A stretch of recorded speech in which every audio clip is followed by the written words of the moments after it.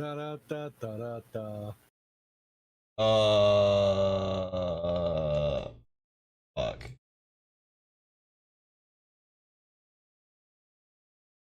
Yeah, that's probably the greatest start ever. It's me going fuck as soon as we start. Probably worth it. Also, I don't see you streaming on Discord. Oh, it's because it's not tagged to my main account. I can only hook up one YouTube account. No, I mean you're not sharing your screen on Discord, so I can't see the buttons. You know what? I'm getting to it.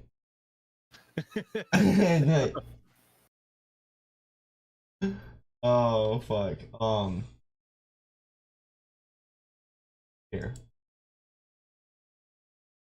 I figured we'd have a nice, calm conversation before we got to it. But here's whiskey ambushing me. Okay, you see it now? Or am I doing it right? I see it. You're doing it right. Okay, because I boomer this up every time. Every fucking time. Okay. So how are you doing before we get into this start of an article? How are you doing with? Been busy, but I did manage to find time to get some of my grandma's computers to synchronize with my file server, so she's now auto-magically able to see her files on both of her computers now. Oh, nice. Yeah, that was actually not as hard as I thought it'd be, just kind of time-consuming. Yeah, I almost died, and it prevented me from completing my relic today, so I'm kind of miffed that I got a botched relic. Also, should turn on this music. You know, that actually adds some fucking taste. But whatever. You know, we're getting there again. Third show. No, it's okay. Still getting shit worked out. It's only been a few minutes. You can still milk that excuse. Yeah. Oh, I'm gonna milk that shit for as long as I can. Yeah. Fuck that. Whoa. Let's not get ahead of ourselves. Look, if Bethesda can milk Skyrim for like 8 years, I'm sure it's fucking to milk that as long as I can. I'm gonna re-release it. I'm gonna HD it and re-release it. I'm gonna put it out for the next generation. You know, it's gonna be everywhere. Pixar, it didn't happen.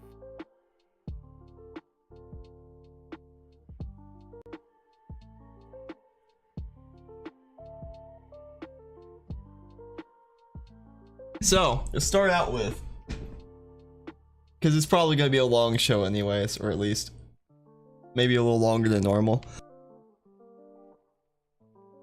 We'll see if we have to break this up. We'll see how it's going halfway through. But yeah. So I thought this would be a good way to start out.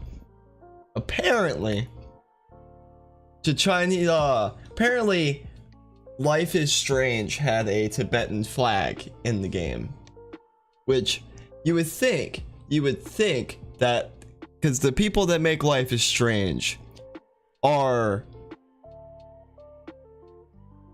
of a very take back the means of production persuasion, right? We'll say you would think that they would. Yeah, I heard about that kind of person once or twice.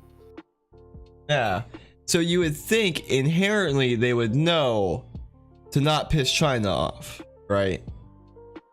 Because it seems like one of those things. If you really cared about diversity and inclusion, you would really take into consideration the Chinese's feelings about things, right? That would be my thought. Now look, Drones, when has one communist country cared about the feelings of a different communist country? Whenever they were being attacked by Western powers. Yeah, but other than that. Whenever they were taking them over. I mean, they cared about their feelings, just not like, oh man, we really care about you guys, let us help you. It's more like, we care about your feelings because we're gonna stamp out the bad ones. Well, that is a fair point, I suppose, but not quite what I was talking about. Yeah. But I'll give you it. I'm gonna put 1 point on the board for you there. Yeah. My teacher said that was always great interpretation. He's always had a great imagination. I can interpret anything the way I wanted it to. I mean, you're fantastic. You must be fantastic at dance too, 'cause you fucking danced around that analogy. Yeah. Well, you know, I play 14. It does teach you to dance a little bit, so. You damn interpretive dance. But yeah, like, so, like it says. And China doesn't want to recognize Tibet as a, actual country, because if it's a country, they can't just take it like they want to. Well, what's fun about this is it's like you would think, again, you would think you would have some level of like self-awareness if you're like I don't know, like, because you would think they're like, every game company is appealing to the Chinese market, right? I'm not saying you should do this, because ultimately you should just keep the flag in there and be like, fuck you, China. You don't want it, don't buy it, right? But that's not how companies work anymore. Not how the world works anymore. Now it's all like, oh man, there's something China doesn't like. Oh gosh, golly gee, we should take that out because we're so dedicated to a global marketplace. And it's like, so you would think, first of all, you would have that guy there being like, whoa, whoa, whoa, no, bad flag, change that into a trans flag or something, make it rainbow. Yeah, well, this, as much shit as Blizzard's been through, this actually could be an opportunity for them, taking this in a weird direction. They should just come out in support of Tibet, and then maybe people will have a little bit more respect for them. No. I mean, realistically, I'd have less respect for Blizzard if they did that, because it just shows a flip-flop of their position and that they're willing to say whatever they need to get people to like them, which is inherently a sign that someone needs to be hung. I mean, are you implying that every narcissist needs to be hung? We can have a debate on that, yeah. I'm not gonna debate it. I'll just leave it hanging. If we get into I'm not gonna say every narcissist needs to be hung, but I'm gonna go ahead and say that if I had to pull numbers out of a specific personality trait, you're probably gonna get a lot of narcissists. I imagine so. So yeah, they have a shop in the town, Haven Springs in this game, where it's the Treasures of Tibet, with a Tibetan flag, obviously. I guess this is why they can't change it. Yeah, it wouldn't make sense if you changed it to like a different flag. It would be pretty funny. Treasures of Tibet, and they've got like a French flag out in front of it. Well, no, you have a trans pride flag. Yeah, but I mean, that would make even less sense at that point, but... Well, I mean, the flag itself makes less sense on the face of it, but... I know. In order to avoid offending the CCP, what we should do, we'll remove the Tibetan flag and we'll replace it with a much less threatening flag. Maybe Taiwan's flag. We'll put that one there instead. Like, if I was the developer, that's what I'd do. Be like, oh, I'm sorry. Well, that was bad. Let me change that for you.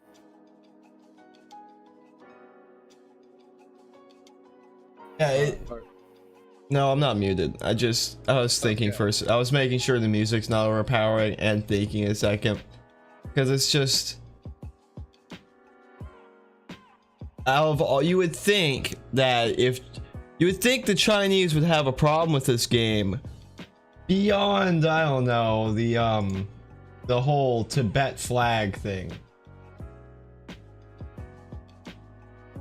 I mean, I have a problem with the game just because I think it's a boring game from what I've seen. It's a game about but I think they're both Asians. I've seen a little bit of it. If this is the same game, where there's like two transgender,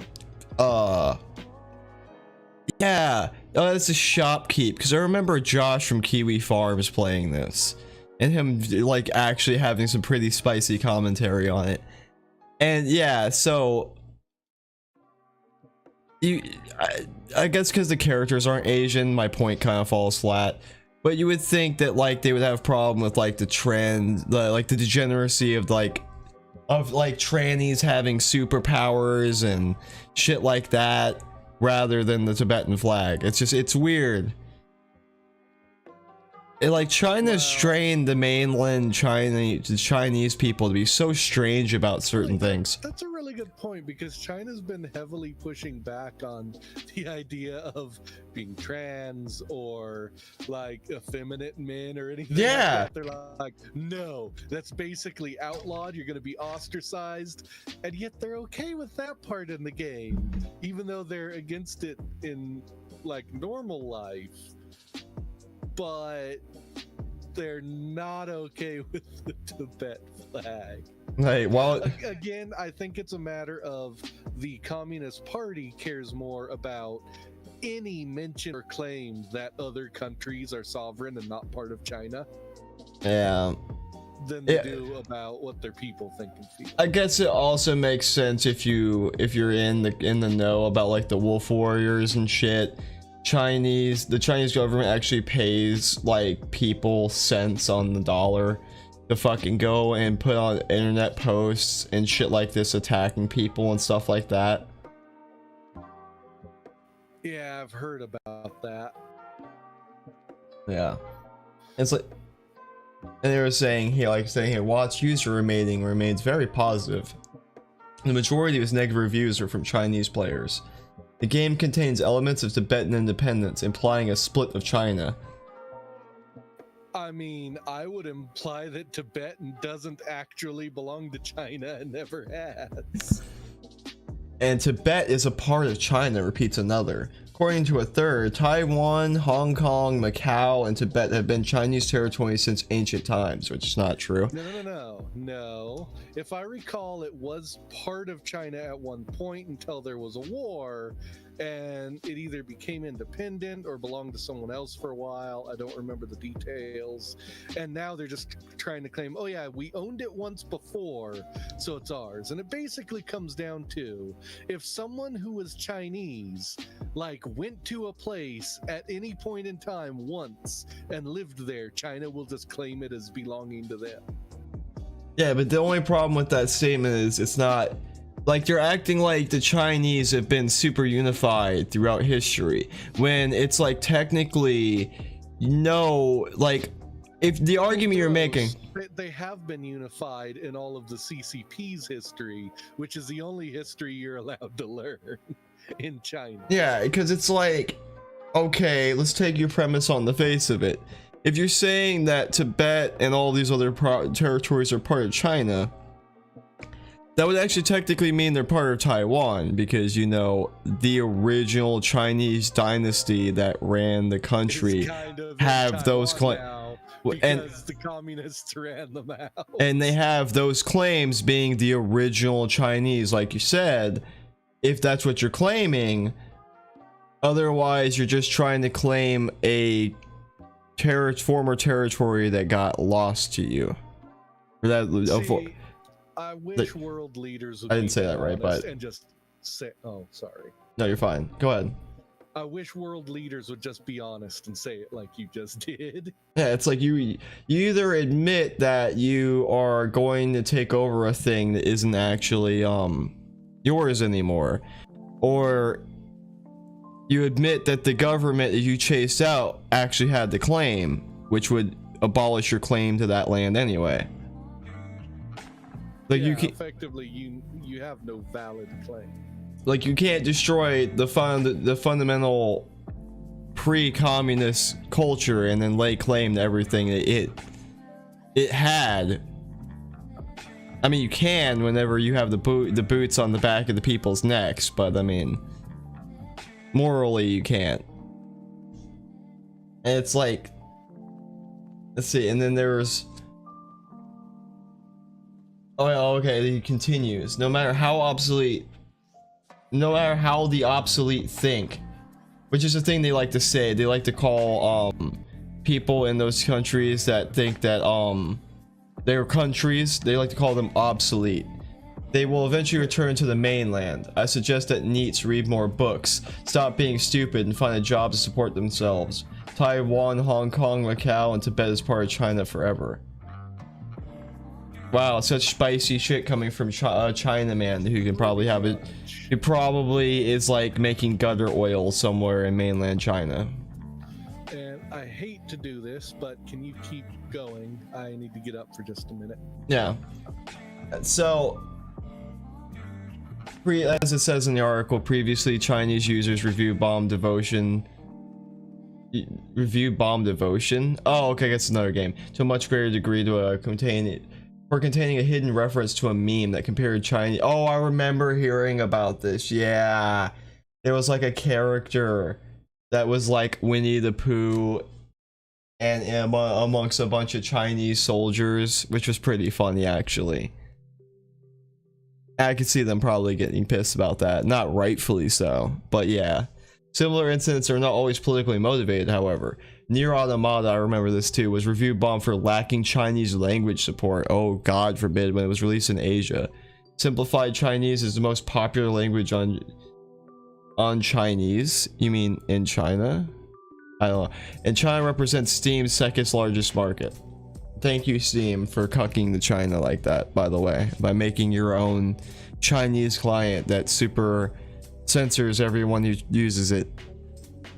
Beginning this month, new restrictions mean Chinese players under the age of 18 are only allowed to play on online games for 1 hour per day, like we said. I like how they restricted that. Restriction, by the way. I like how it went from like 3 hours to 1 in the span of like a week. Well, you know, you give them an inch and they'll take a whole hell of a lot more. And so why wouldn't they just do more? You know, don't give it time to sink in and see if it's effective.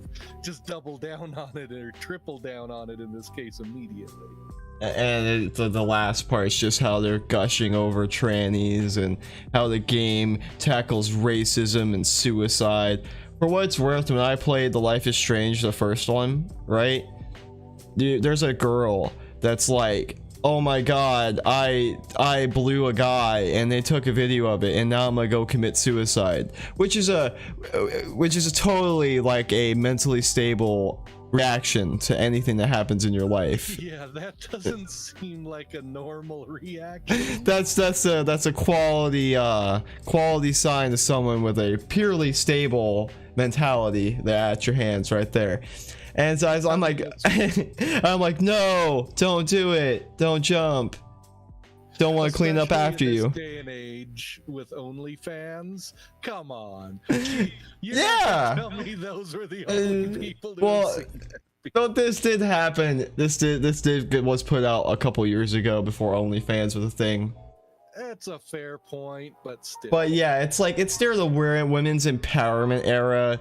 No woman, no girl is being bullied to jump off a fucking building for like, you know, bobbing her head on the jock. It's not gonna happen. Like I find it funny the way people write teenage scenarios because they almost never happen. Like the whole like, oh yeah, I'm gonna get this girl to like have sex with me and then I'm gonna make fun of her with it. It's like almost never happens. It's just like, yeah, I banged that girl. Yeah, that doesn't happen. Yeah, I banged that girl, and it's like, oh my god, you had sex with this guy? And then girls are usually high-fiving her. Unless she's the unpopular girl, then maybe that happens. But it's still not to the level that they're trying to portray. Oh, maybe I'm not a teenager again. Maybe school has changed. Maybe I went to one of the quote-unquote good ones. But, they have those in Jacksonville. Man,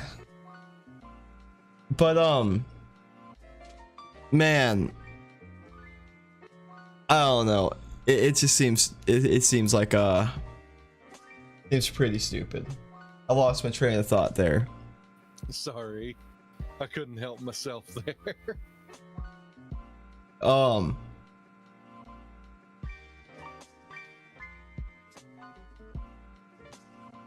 But Oh. yeah, that kind of thing just doesn't typically happen. Oh yeah, for what it's worth. I'm surprised they allowed this game just because of its themes in China, let alone the stupid flag. Okay, I want a schizo rant there. Okay, so my main point was that the girl's like, I'm gonna jump because I had sex with a guy, and everyone found that, and it was like, no, don't stop it. Think of the janitor. And she jumps off and kills herself. I'm like, oh well. And you have like a 5 minutes. I like to imagine her last thoughts were of the janitor. Yeah, fuck that guy. He was Mexican too, so it's like, you're just being racist. That's the racism I dealt with. You killed yourself and made that Mexican janitor's day ruined. He's gonna have to clean off your bits off the school ground with like the hose. He's gonna have to spray your skull off the pavement. Right? He will never get over it. He's gonna have to go home to his like Catholic wife and be like, honey, think I might shoot myself today. Ah, damn. I'm imagining he comes home and he's all has like PTSD. And his wife is like, what's wrong? He's like, I had to clean up the remains of a girl that jumped off the building. And his wife's just like, oh, I'm so sorry, honey. That's the 5th one this year. Yeah, dumb whores keep having sex with people and killing themselves. Must be something in the water. Damn. Yeah. Turning the Dross, the water is turning the women gay. That's what it is. Yeah, that's very apt. Yeah. Okay. So stupid. This might be a PC gamer heavy stream because they had a lot of interesting.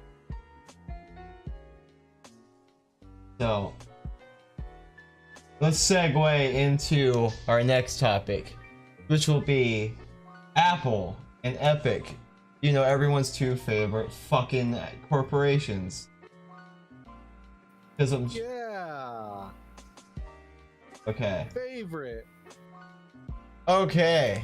So, in news where like two companies win but everybody else loses, Epic wins in the Big Apple trial verdict. But of course, like it says, it's just getting started. They're already appealing for things like what a button means and a few other things. Yes, because when you say button, it's apparently not clear enough to the general public as to what really you mean. Well, the whiskey hasn't been legally established what a button is, you know. You gotta let the legal system take its course. Judge Yvonne Gonzalez Rogers, which is a name, has issued her ruling in the Epic versus Apple case, and they'll be crying in their cappuccinos in Cupertino. Yeah, that one's gonna fly over my head. Case was heard earlier this year with the U.S. District Court of Northern California and centered around Epic's claim that Apple's insistence that developers use Apple's in-app payment system on iOS is anti-competitive and taking advantage of a monopoly position.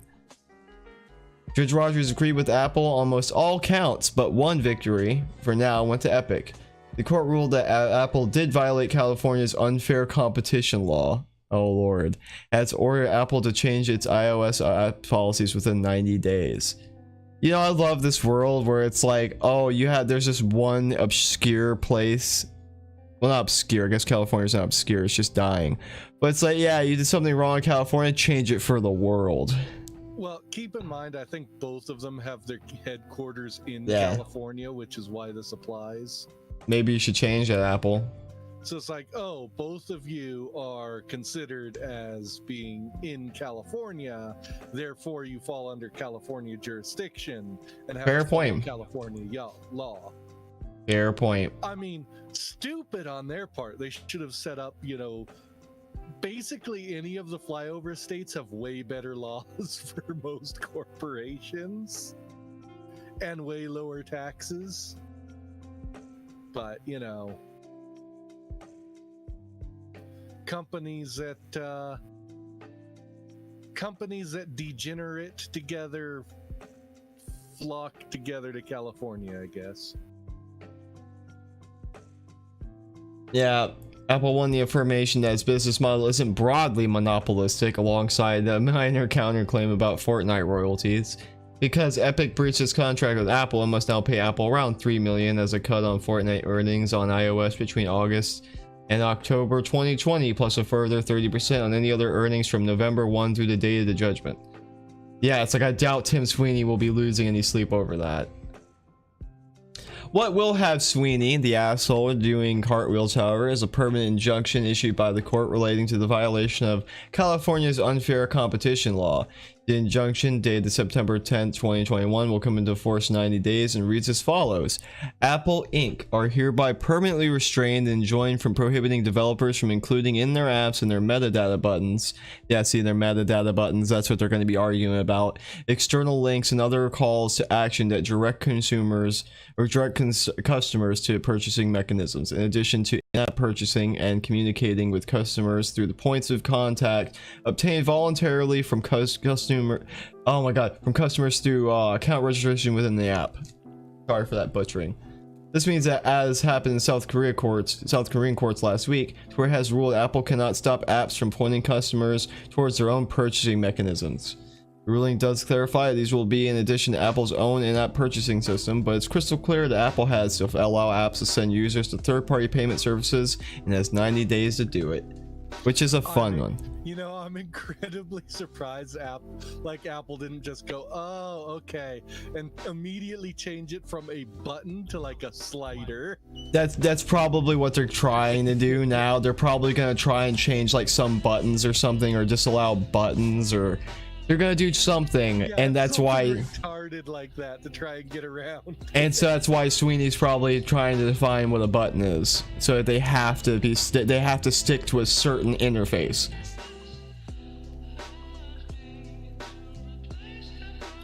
Yeah, and you know the argument there is going to be, if we define a button so stringently, then this order is meaningless, and we will need to expand the reach of the order to basically any control that can be interacted with. I mean, that's the only way I can think of to make it make sense.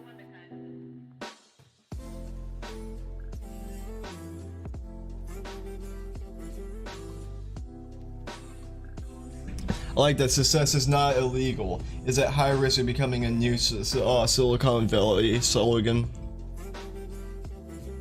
Yeah, I like that. Success is not illegal. Yeah, but when your success hinges on literally clamping down on others, it's like success isn't illegal, sure, but I mean, it's not even illegal what you're doing now. It's just really dickish. I mean, all they would have had to do is have in their contract, like when you make an app that basically is a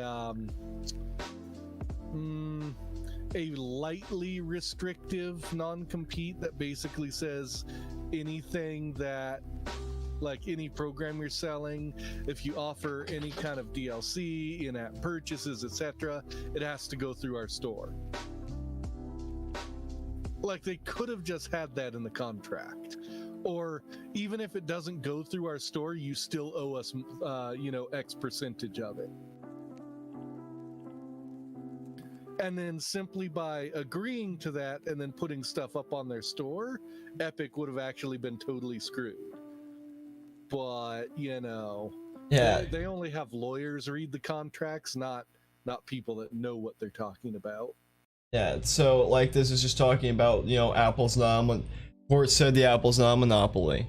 Their market share, say, when they pointed out that Apple has a large portion of the market, it's like, oh yeah, it's like Steam. It's like, we're not a monopoly because we made it that way. We're a monopoly because everyone flocks to us, which just does not work for Apple, because you absolutely made it a monopoly.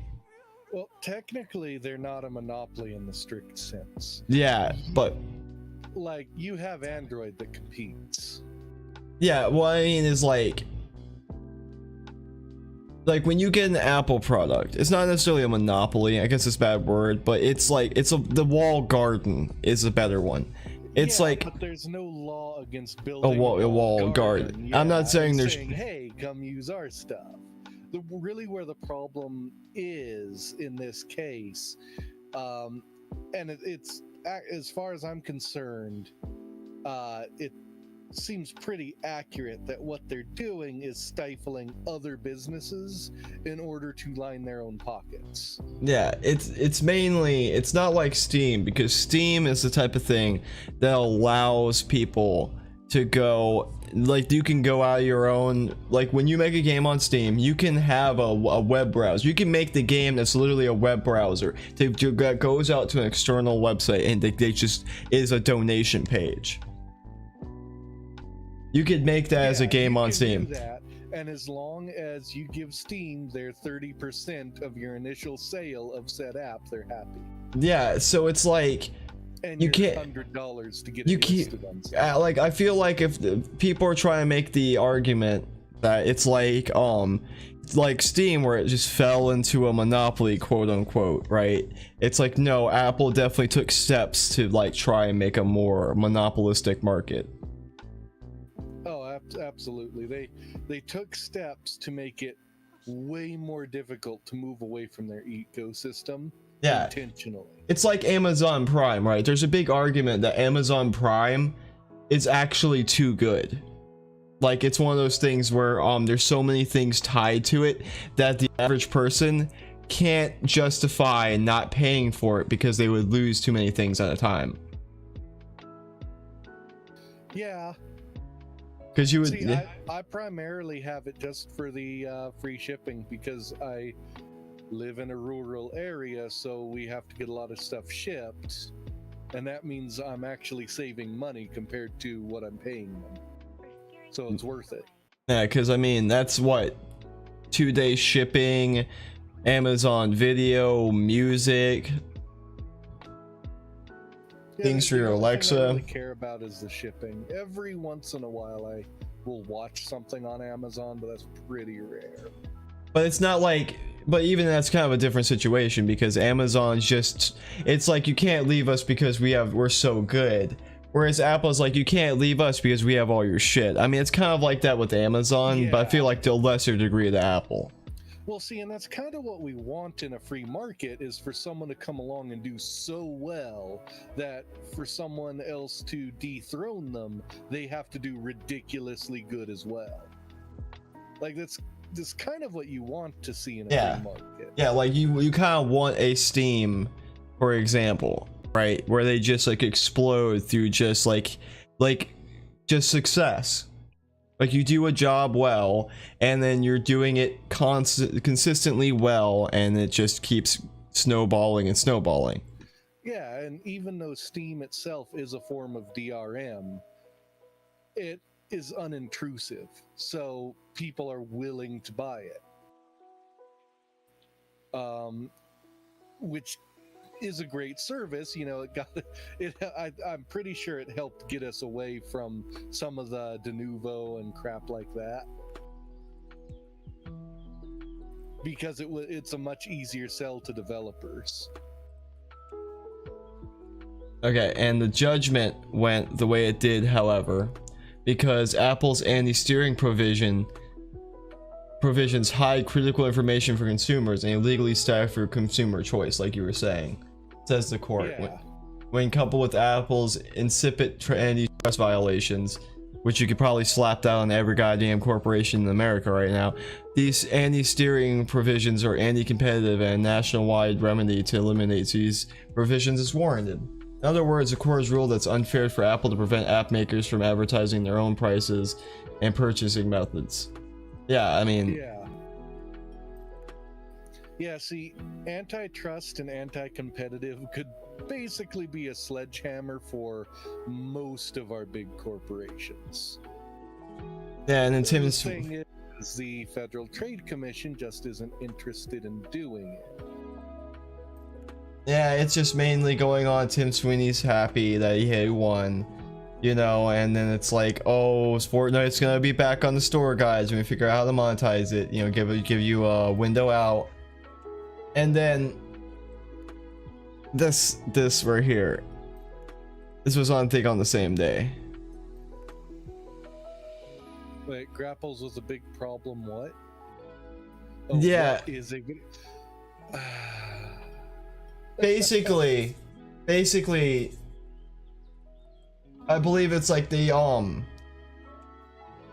could define what a video game actually is, because it's gone so far and so wide now that there's no real definition. Like, I don't even think many people, if you had like defined to me what a video game actually is, you can only define to me one type of video game you liked. You would either come up a shot in the dark. Hold on. So, let me qualify that. Okay. You will either give me a definition that is so vague as to not really give me a clue as to what video games are, or you will just define to me a specific type of video game, and that will be so specific as will be useless to the whole.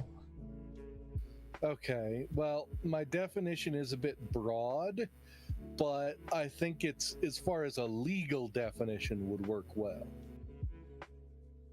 So I would say a video game would be a form of interactive media created for the express purpose of entertainment, where the consumer of the medium plays an active part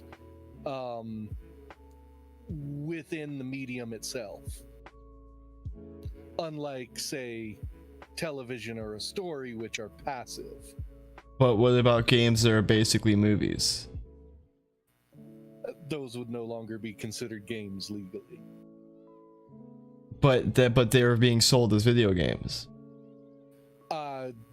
Legally, they would not have been video games, for instance.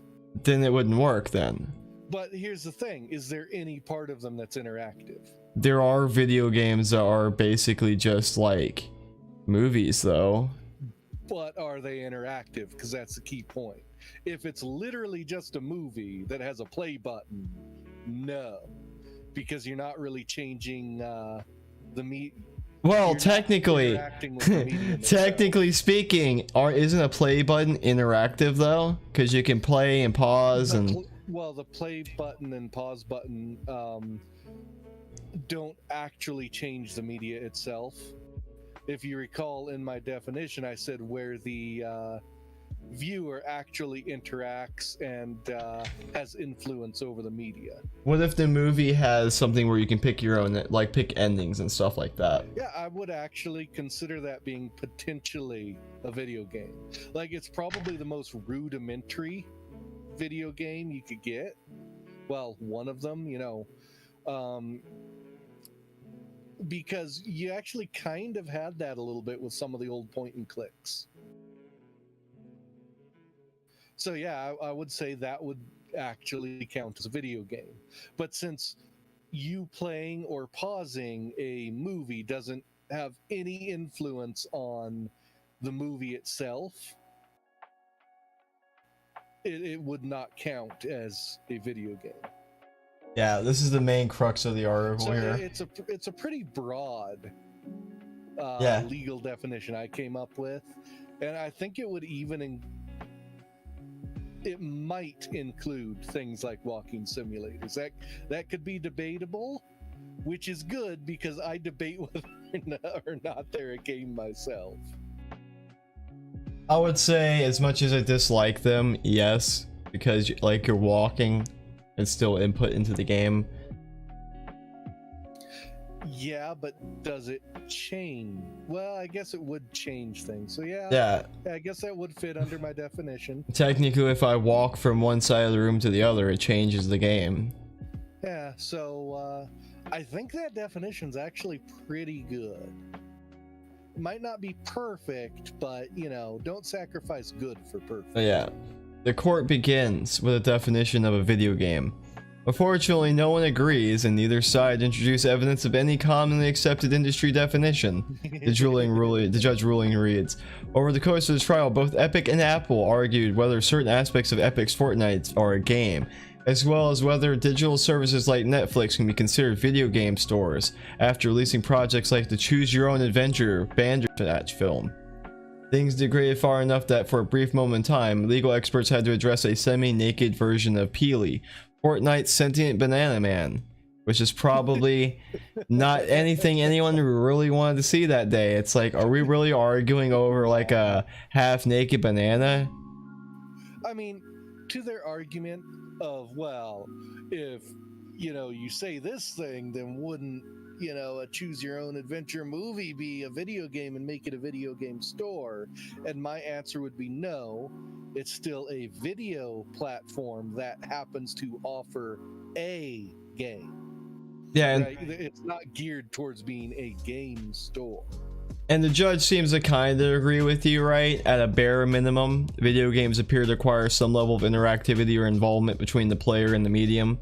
The judge ruling states, in other words, a game requires that a player be able to input some level of a command or choice, which is then reflected in the game itself. This gaming definition contrasts to other forms of entertainment, which are often passive forms enjoyed by consumers. Films, television, music. Video games are also generally graphically rendered or animated as opposed to being recorded live or via motion capture as in films or television. Beyond this minimum, the video game market appears to be highly eclectic and diverse. Yeah. Well, of course. Yeah, take that, all you people that bitch about diversity in gaming. Well, apparently a California judge says it is diverse. Well, of course it fucking is. Like, think, what medium is more diverse than gaming right now, right? Like, gaming is a type of fucking medium you can find anything. Movies can't be as diverse as video games. Yeah, and when they try, they fail. Like, with a video game, you can have what, like Truck Driver Simulator? You can have like Trucking Simulator, and that's fun for somebody, but if you made a movie about a trucker driving across country, it probably wouldn't work. Unless you made like Ice Road Truckers. What's Ice Road Truckers? It was a thing they had on the History Channel about people that did trucking in Alaska. Yeah, so you have to over dramatize it. It was a series. No, I mean, like, you take the actual, just someone driving a truck across country. You don't do any extraneous editing or anything like that. It's just what it is what you get. Okay. That exists, but it's on YouTube. Yeah, but what I'm saying is it's not like as entertaining as like Trucking Simulator. Like, more people are probably going to enjoy the video game than they're going to enjoy like the actual. Arguably, yes. I was Maybe, just pointing out maybe that not. is one thing we've got as far as diversity of entertainment. Maybe not, because it takes like a large specialization to actually play Trucking Simulator. And it takes like 5 minutes to look up the video on YouTube, but I feel like it's just one of those things. Like, I feel like it's way more fun to drive a truck than it is to watch someone else drive a truck. As a slight addition to this tangent, I had a trucking sim game forever ago before Steam even existed. It was kind of shitty, and traffic laws were optional because I found out as long as you got there fast enough, you'd make more of a bonus than you would in tickets. That's not a trucking simulator. That's just that PS2 trucking game they made. I played it on the computer though. Yeah, they had this PS2 trucking game. I can't remember what it was called, but it was just like fucking. It was basically like Crazy Taxi, but you're a fucking truck driver. Okay, no, it wasn't like Crazy Taxi. You actually had to like plan your routes, pick up loads. It was trying to be a simulator. It just wasn't good at it. Yeah, this was trying to be fun. What I wanted was a version of a game I had once played at like an arcade where you were actually racing semi trucks. Could smash into shit and watch it get blown up. It was amazing. But anyway, that's a video game. So back to the article. Yeah, Rogers added that the court need not reach a conclusive definition of a video game because every party already considers Fortnite a major factor in the lawsuit of video game. One interesting legal implication is noted by The Verge. Judge Rogers declined to rule on whether interactive films like Black Mirror, Bandersnatch are video games. Rogers noted that those games, plus platforms like Fortnite's metaverse, basically its willingness to create elaborate marketing crossovers with numerous intellectual properties, are merely pointing towards a trend wherein video games and passive entertainment are beginning to mesh and overlap. Yeah, I agree with that. which basically leads us into our next thing, is that the court rules that Tim Sweeney isn't lying his ass off about the metaverse. Also, Which is every time I see or hear his name, I think of Sweeney Todd. yeah, I do too. And then I see him, I'm like, oh, never mind. I've never seen the movie, I've just heard of it. Not gonna go too far into this one, but it's just one of those things where it's like, oh yeah, we believe that they want to make a metaverse like Ready Player One. I'm sorry.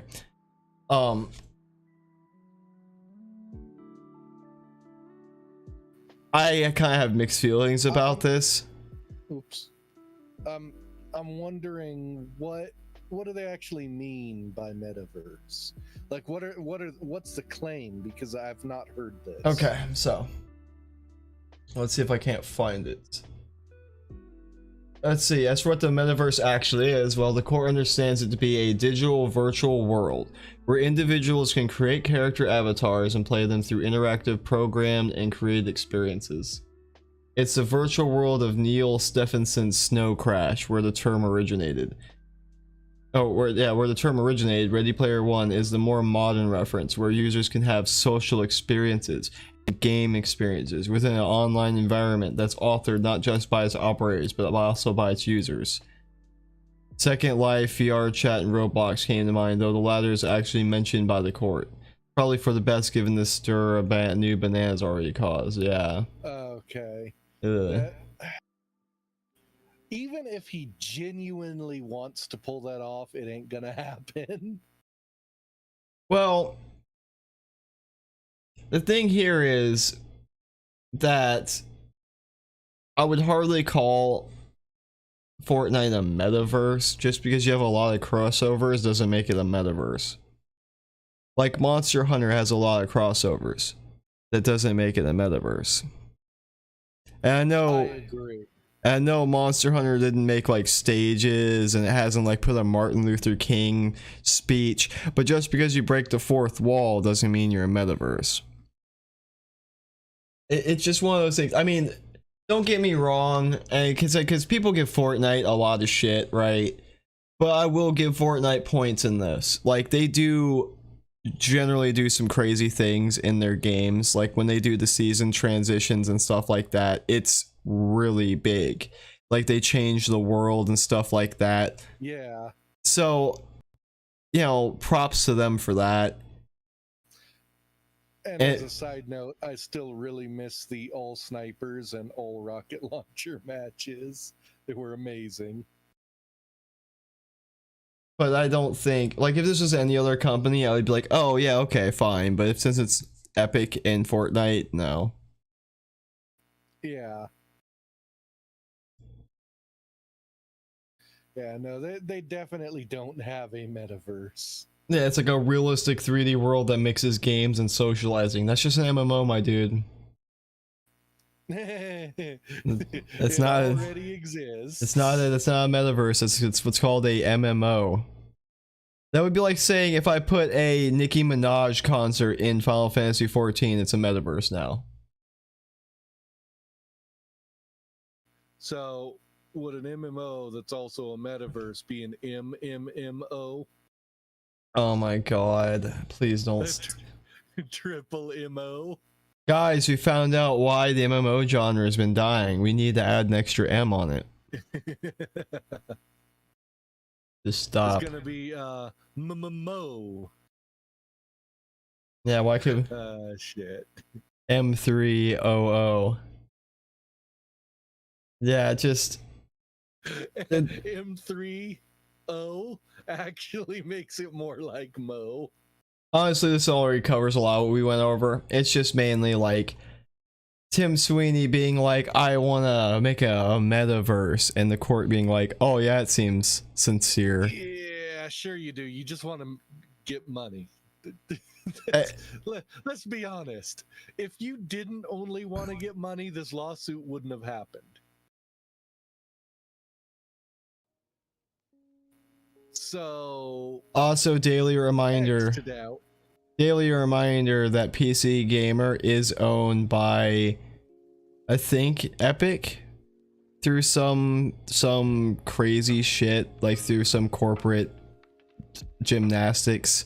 I'd have to look at the thing, but they're owned by some subsidiary that Epic owns or something like that. I would believe it. Most of the like PC game reporting stuff, well, games in general, media is owned by the gaming industries. It's kind of a big conflict of interest that I remember there being a big hullabaloo about a while back.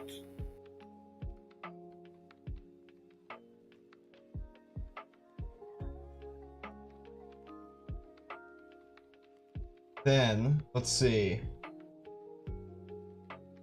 I think I'll leave that for that one. I think I'll leave that one for later too. Okay, this is a better one here. This one's gonna take a bit of time. Maybe not, because we didn't play it. I know you didn't play it, because you said you didn't play it. I played a little bit of it. So honestly, I don't have a super significant horse in this race, because it's also Star Wars. So I hate Star Wars in general. So watching Star Wars die in the last, since Disney, however long Disney's had it, has not exactly hurt me. Like, it's hurt me in the sense that, like, watching like a actual, because like I appreciate Star Wars for what it does, essentially. I just can't get into Star Wars. Like, Star Wars is good for having like a hero story, right? Yeah. Like, you know, it's a hero's journey. Sabers. Well, that's the thing though, like it's even down to the point where you know people's alignment based on the color of lightsaber they have. Right? Yeah. Well, I mean, in a way that kind of goes back to old westerns where you knew who the good guy or bad guy was by the color of their hat. Yeah, so but as a side note, man, this is a missed opportunity. They're doing a remake of Knights of the Old Republic. They should have renamed it to Knights of the New Republic. Would have been amazing. yeah, so they announced that they're remaking Kotor, which is, you know, the acronym they use commonly for it. So now that Disney has decided to do with Kotor what they did with, or what Lucas tried to do with the movies, I get to be happy that I have a good old games version of it backed up to my file server. They can't screw mine up like retroactively like Blizzard managed to do with Warcraft. well, they're not gonna do that bad, but yeah, so they are rebuilding the game, as this article says, from the ground up, apparently. They said that they're going to be rewriting things, they're going to be redoing things. And at first, it seemed like this was going to be good for people. People were like, oh, cool, they're going to do Kotor, right? You know, until people were like, hey, EA's bringing back some of the great hits and stuff like that, right? Come to find out, I don't have the tweet, but EA has no involvement with this. They literally went on Twitter to disavow it, which is not a great sign. Wow. It's not a great sign. If EA, as money grubbing as they are, and desperate, absolutely desperate for any bit of goodwill they can eke out, are like, yeah, no, we have no involvement for this. We don't want our name near it. Yeah, something's wrong. It's like you've got one thing that you did incredibly right, and you're going to shit all over it. Damn it, Disney. Now you're not only ruining the childhoods of people that watched your cartoons, you're ruining the childhood of people who played games that you didn't even own at the time. Give me a second. I'll be right back. This awkward silence brought to you by the CCP and California. Remember, when you think horrible authoritarian rule, think CCP and California.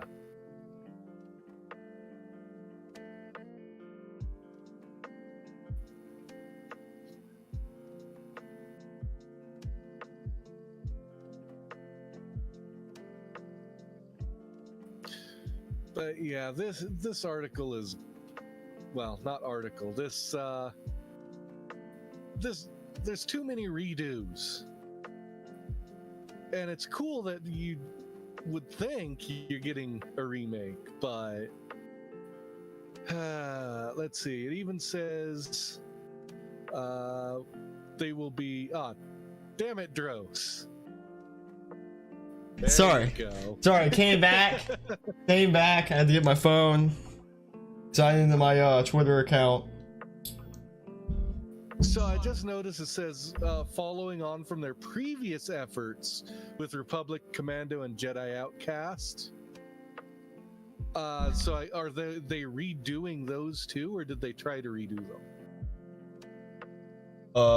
Say that again. Oh, okay, here. Following on their previous efforts. I think I'm not entirely sure, because again, I don't follow the Star Wars news when it comes to games at all. Like, I am just not. I was just kind of curious about that because they are I've actually played Jedi Outcast and it was pretty fun. They are a company that does remakes or like remasters of games, so I think they may have remastered those games or been trying to, right? Okay. And then Republic Commando I own, and I actually got it because of how highly it was reviewed on Good Old Games, because apparently, although a lot of people said it's actually kind of interesting, it works a little bit like from what I understand, a tactical shooter where you can give commands to your teammates. But, you know, you're actually a Republic Commando, so you don't have Jedi powers, but you have some interesting weapons and stuff. So I was just curious if they actually remastered either of those. Yeah, so, people, again, getting back to my point that was ruined really terribly. People started doing some digging, and again, go to Data Racer 117, you know, at Data Racer 117. He did the proper digging for this, at least from what I saw. This is the tweet I saw flying around from podcast and stream I watch on the side while I play 14.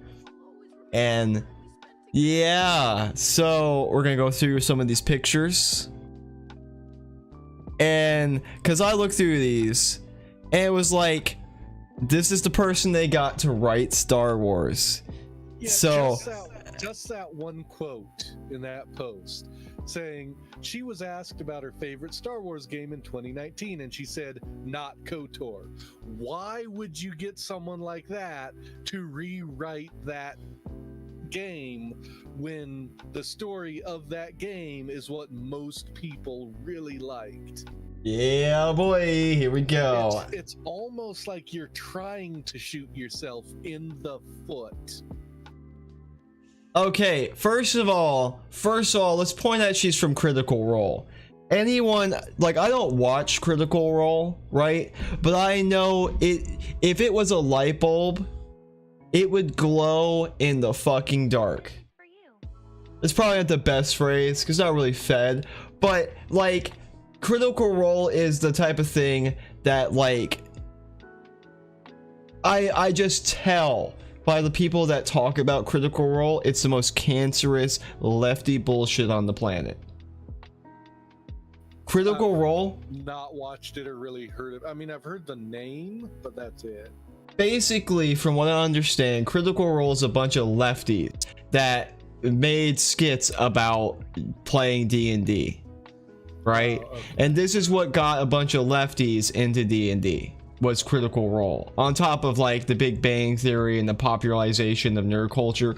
But if you've seen the bigger push for like the bigger popularity of D&D, and then as a subsequent reaction of that, things like orcs not being evil, drow not being evil, that's kind of originated. Okay. yeah, these people came in from Critical Role because Critical Role made skits about D&D, and then they all seem to think that D&D is the way Critical Role plays it, and only the way they play it, instead of it actually being a game where you play it the way your group was meant to play it. As a slight side note to I didn't hear about them, but I did listen to a D&D podcast called Nerd Poker. That one was great. Done by comedians. Was fun. It was just them playing the game. No video, just audio, and was hilarious. So if anyone is interested in good D&D content that's not woke, go over there. But yeah, this is just Also, Tiny Tina's Wonderland, anyone involved with Borderlands is no one I want to be near. So we have this. fun with the first Borderlands. I hated it. I hate Borderlands. It's, oh my god, it's one of those games that I can never stand. Is it the humor and story in it, or the gameplay? It's all of it. Okay. It's all of it.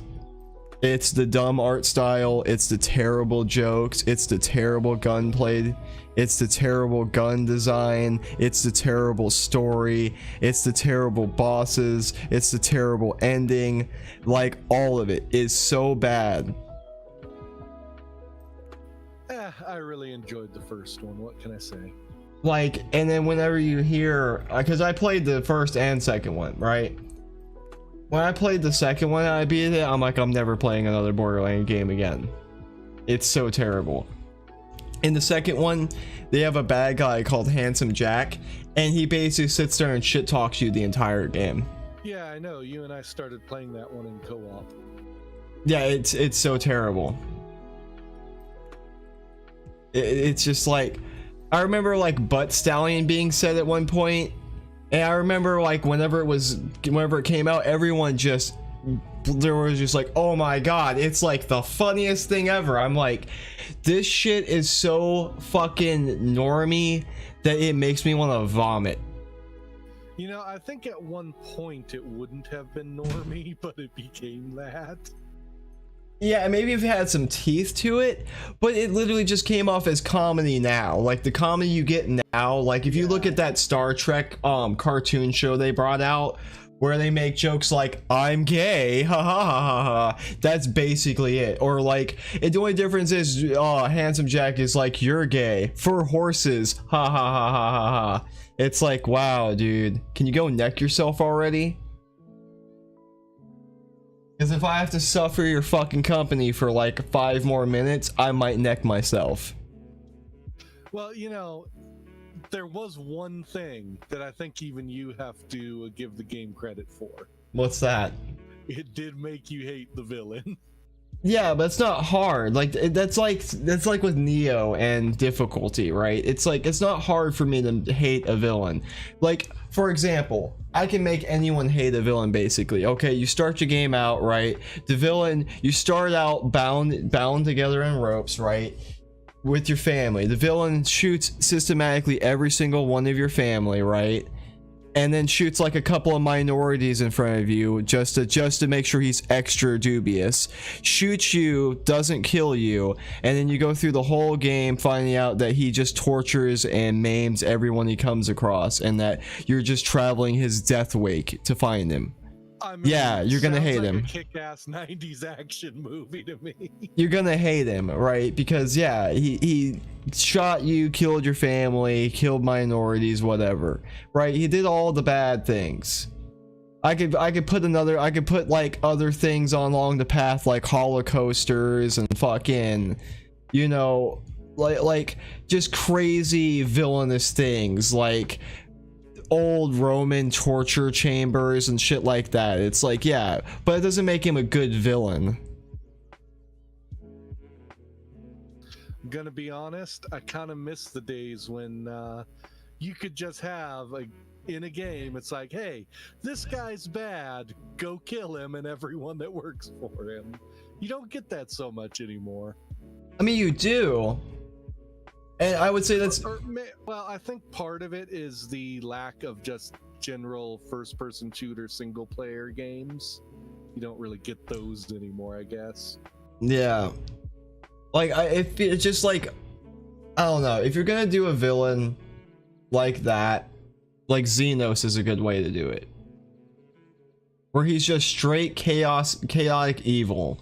Right? He's literally like, you know what? I don't give a fuck. I collect swords and I cut people. Those are my two hobbies. And I've collected enough swords today.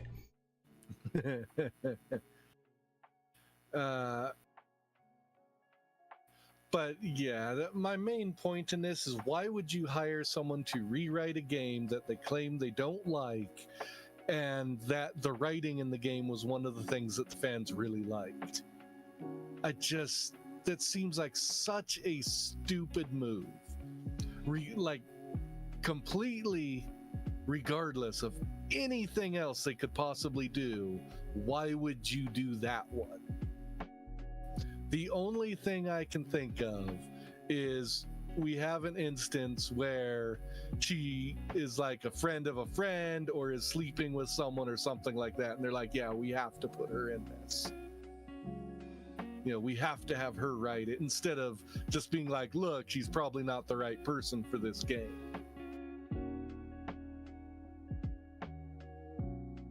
Because you're doing a remake, you're not trying to make a completely new and different game that shares the same name.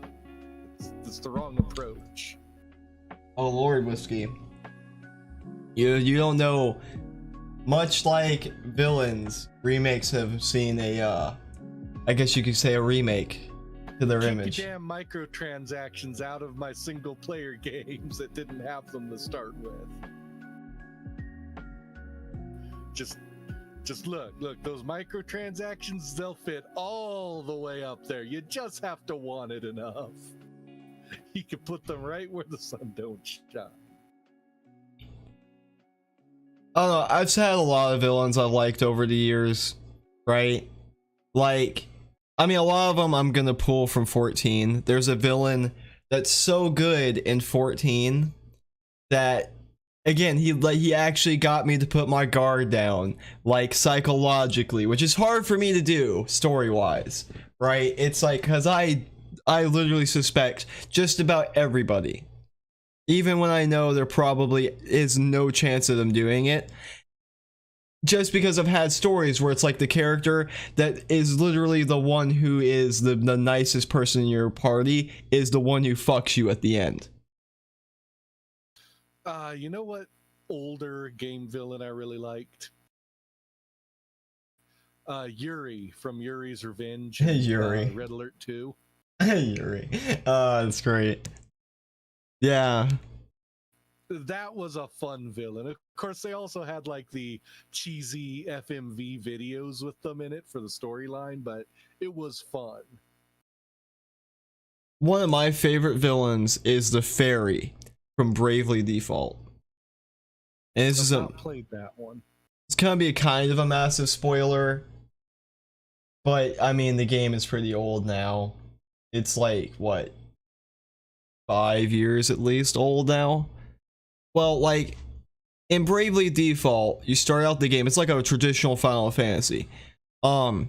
You start out as a poor guy, and a hole opens up in his village, and people fall, like his whole village falls through, even his brother, and they all die. And so he goes to the city to, like, you know, basically become an adventurer to try and fix the problem. And he meets a bunch of people along the way, and they start getting the adventure rolling. And they meet this girl who is a Vestal, like she's the caretaker of the crystals, and she's supposed to go from all 4 of the crystals and link them. Like she's got to like purge them of darkness, is what's said. Purge them of darkness. And she has a fairy with her. And the fairy is like, oh yeah, you know, I'm your guide, you know, I'm a fairy of the crystal, I guide you to do what you need to do and all that stuff.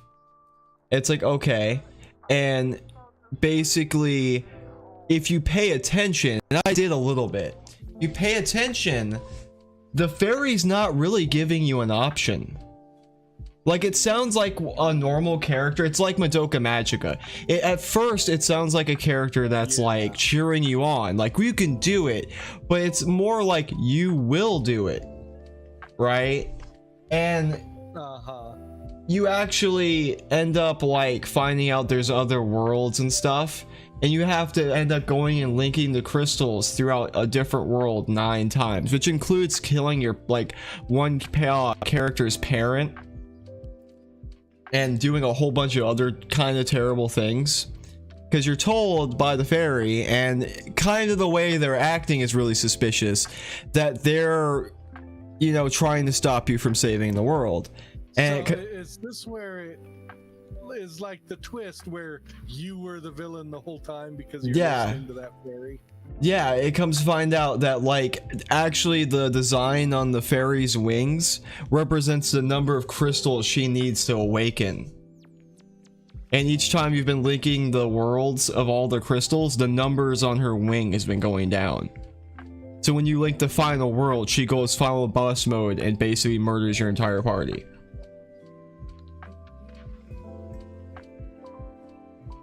Yeah, it's like, and it's one of those things, you catch it, but by the time you catch it, it's too late.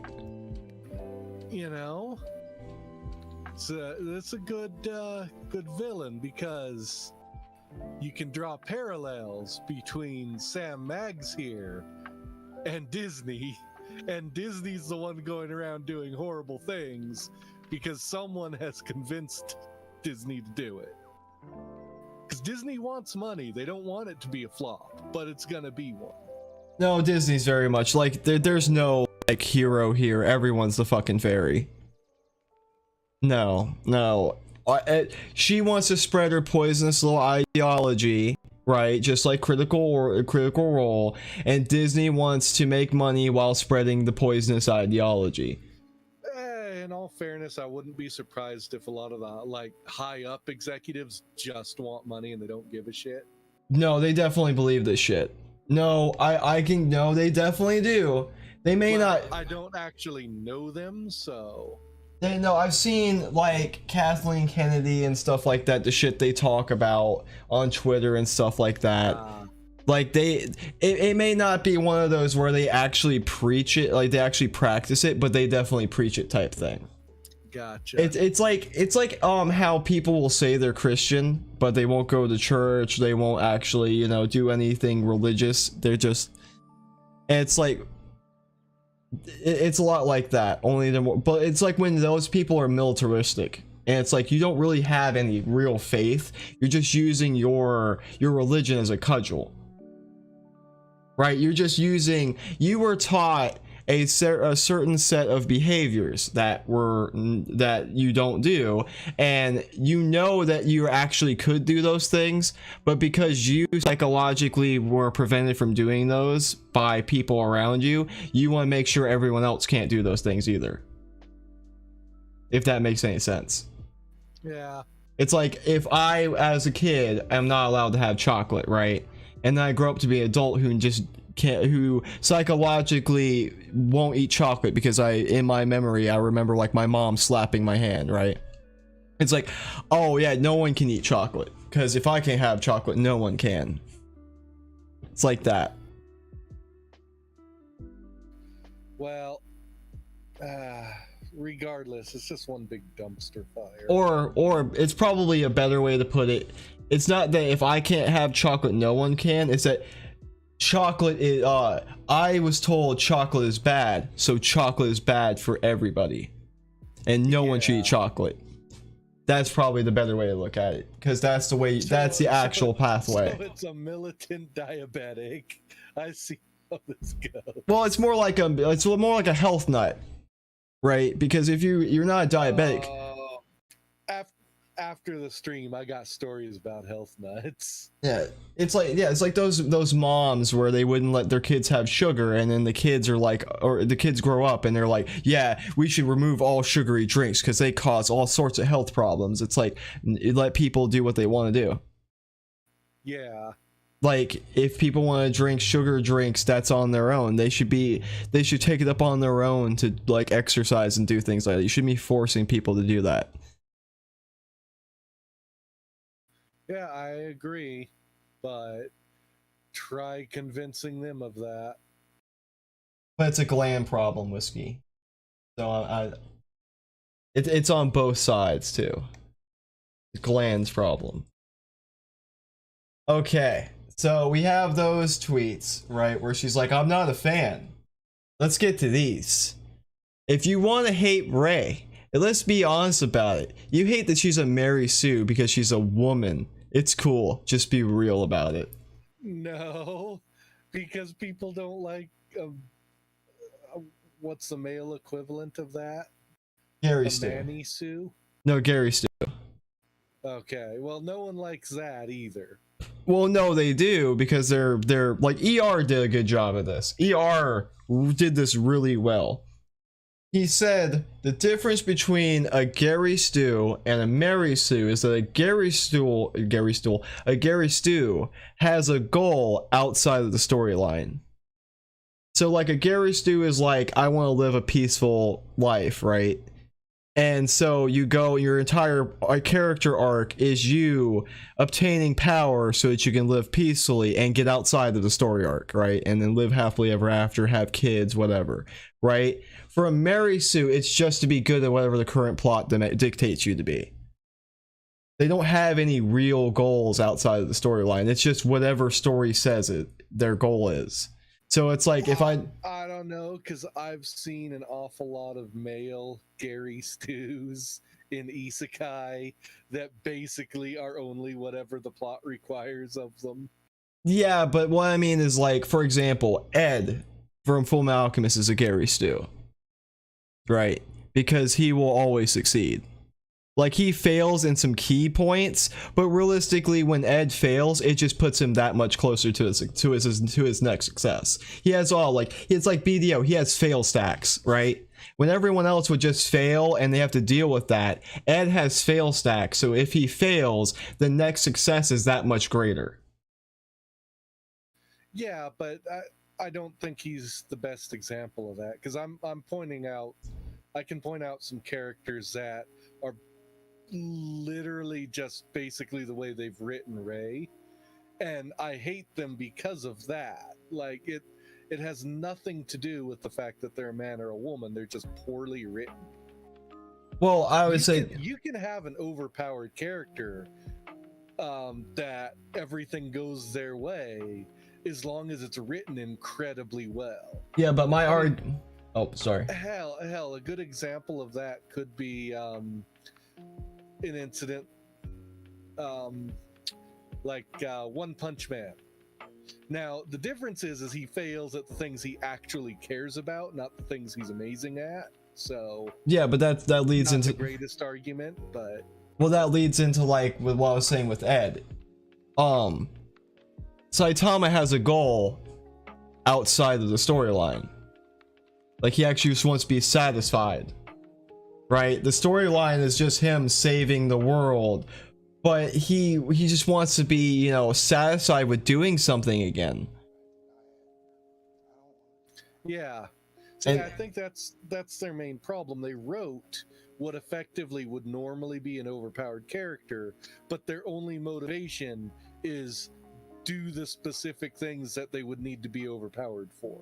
yeah, but that's the thing is the argument I would make is that Mary Sue's never get past this initial stage of like them just being strong enough to deal with the plot. Whereas like Yeah. far more Gary Stews like break that cycle and get out of orbit of their own storyline. Like look at Ichigo, right? Ichigo is a good example. Ichigo is like one of the biggest fucking Gary Stews you could point out. Ichigo, like I'll give that one to you. That's a pretty good. yeah, point. and what does Ichigo just want to do? He just wants to save his friends. Like every time Ichigo gets into trouble, plot wise, what is he doing? He's just at school or with his friends or just living normal life, right? He's never like, oh my god, I need to go out and find whatever next Soul Reaper threat this is. It's almost always, no, I'm just patrolling my small town, trying to keep it safe. Right? He's never the character that's like trying to advance the plot forward. He's always the one reacting to it. Whereas like let's see, whereas like Korra, right? Korra is, well, she's not even, Korra's a bad example because she just fails at everything. She's like the Mary Sue. She's like the Mary Sue that they're like, oh, but we need to have her fail sometimes, but they picked all the bad times for her to fail. She's Mary Stu's like less competent younger sister called Karen Sue. Yeah, it's like, wow. Because she gets her powers back all willy-nilly, and every time she fails, she just gets immediately put, like it gets a reset back to her being in fighting form again, right? But it's just like she never, when it gets back to her being fighting form, she can never perform and she fails again. It's so they keep resetting her up to fail over and over again. So it really is. Just like the full version of Cube World. It's come full circle, or should I say square.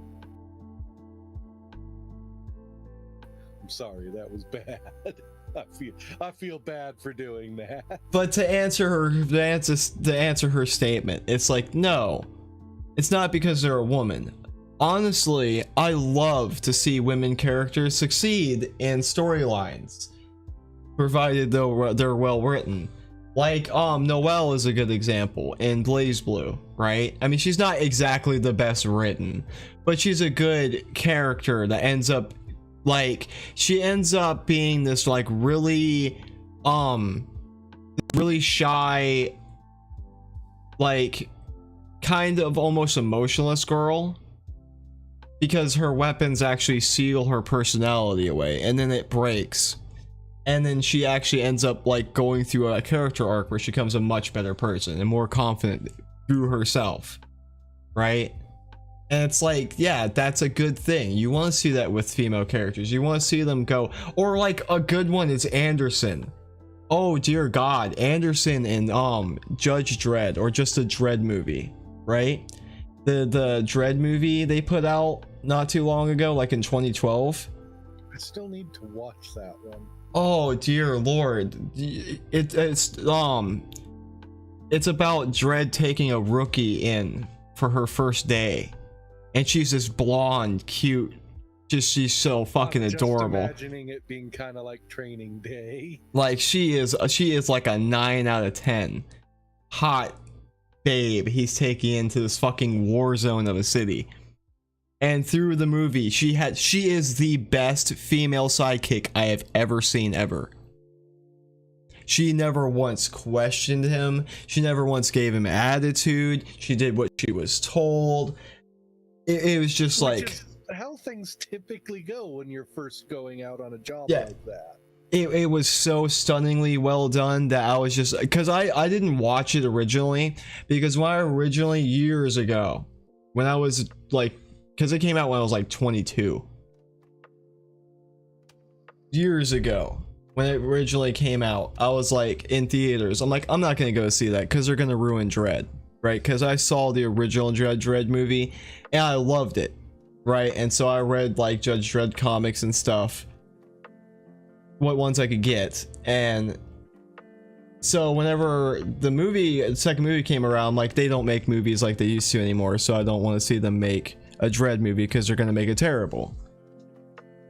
And then like a streamer I watch ended up having a watch together, and they watched that. I'm like, fine, whatever, I probably won't like it, right? But whatever, because I was paying Warhammer minis at the time. And I just remember actually, like, within the first like 15 minutes of the movie, just like putting my damn miniatures down. I'm like, oh my god, this is actually fucking amazing. It was like, I only have like 1 or 2 complaints with that movie. It's such a good movie. And I it's, was reading her comment on the bottom left there. The one about snotty angry baby boy. Oh, bottom right. Yeah. Okay, yeah. No, you had it. Ray hardly need any training at all. Me, strong in the Force. Do you not remember that Anakin was auto-born strongest Jedi because of an arbitrary, intensely stupid high microorganism count? Or I think there's a couple points to be made here. One, no one fucking liked Anakin either. Like, I don't remember anyone that really liked Anakin. I have a sister that liked the actor that played Anakin. I mean, when I watched it, because I watched the third one in movie theaters years ago, like, I liked Anakin as a character in the sense that he was obviously going through some darker things than Luke, right? And that, like, he obviously had, like, it's one of those things, like, if Luke was put in the same place, would he have chose that? I kind of feel, even though I'm not a Star Wars fan. It's like, no, I get the whole fall from grace bit. Yeah. I just don't think they did it very well. Yeah, I mean, and it came off as forced. Overall, I think Anakin as a character, kind of shitty. I also watched this years ago, so well. yeah, I also watched this years ago, so I'm not really willing to go back and watch it, but I'm sure if I went back and watched it, I could poke holes in it like it was fucking Swiss cheese. Yeah.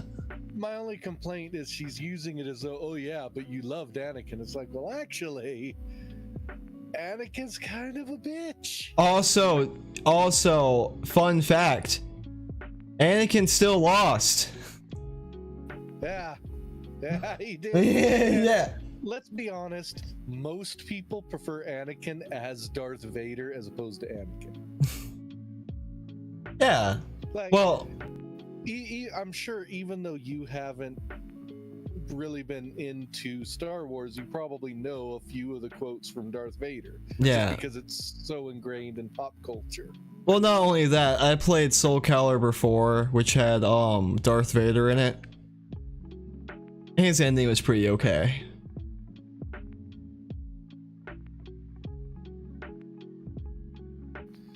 But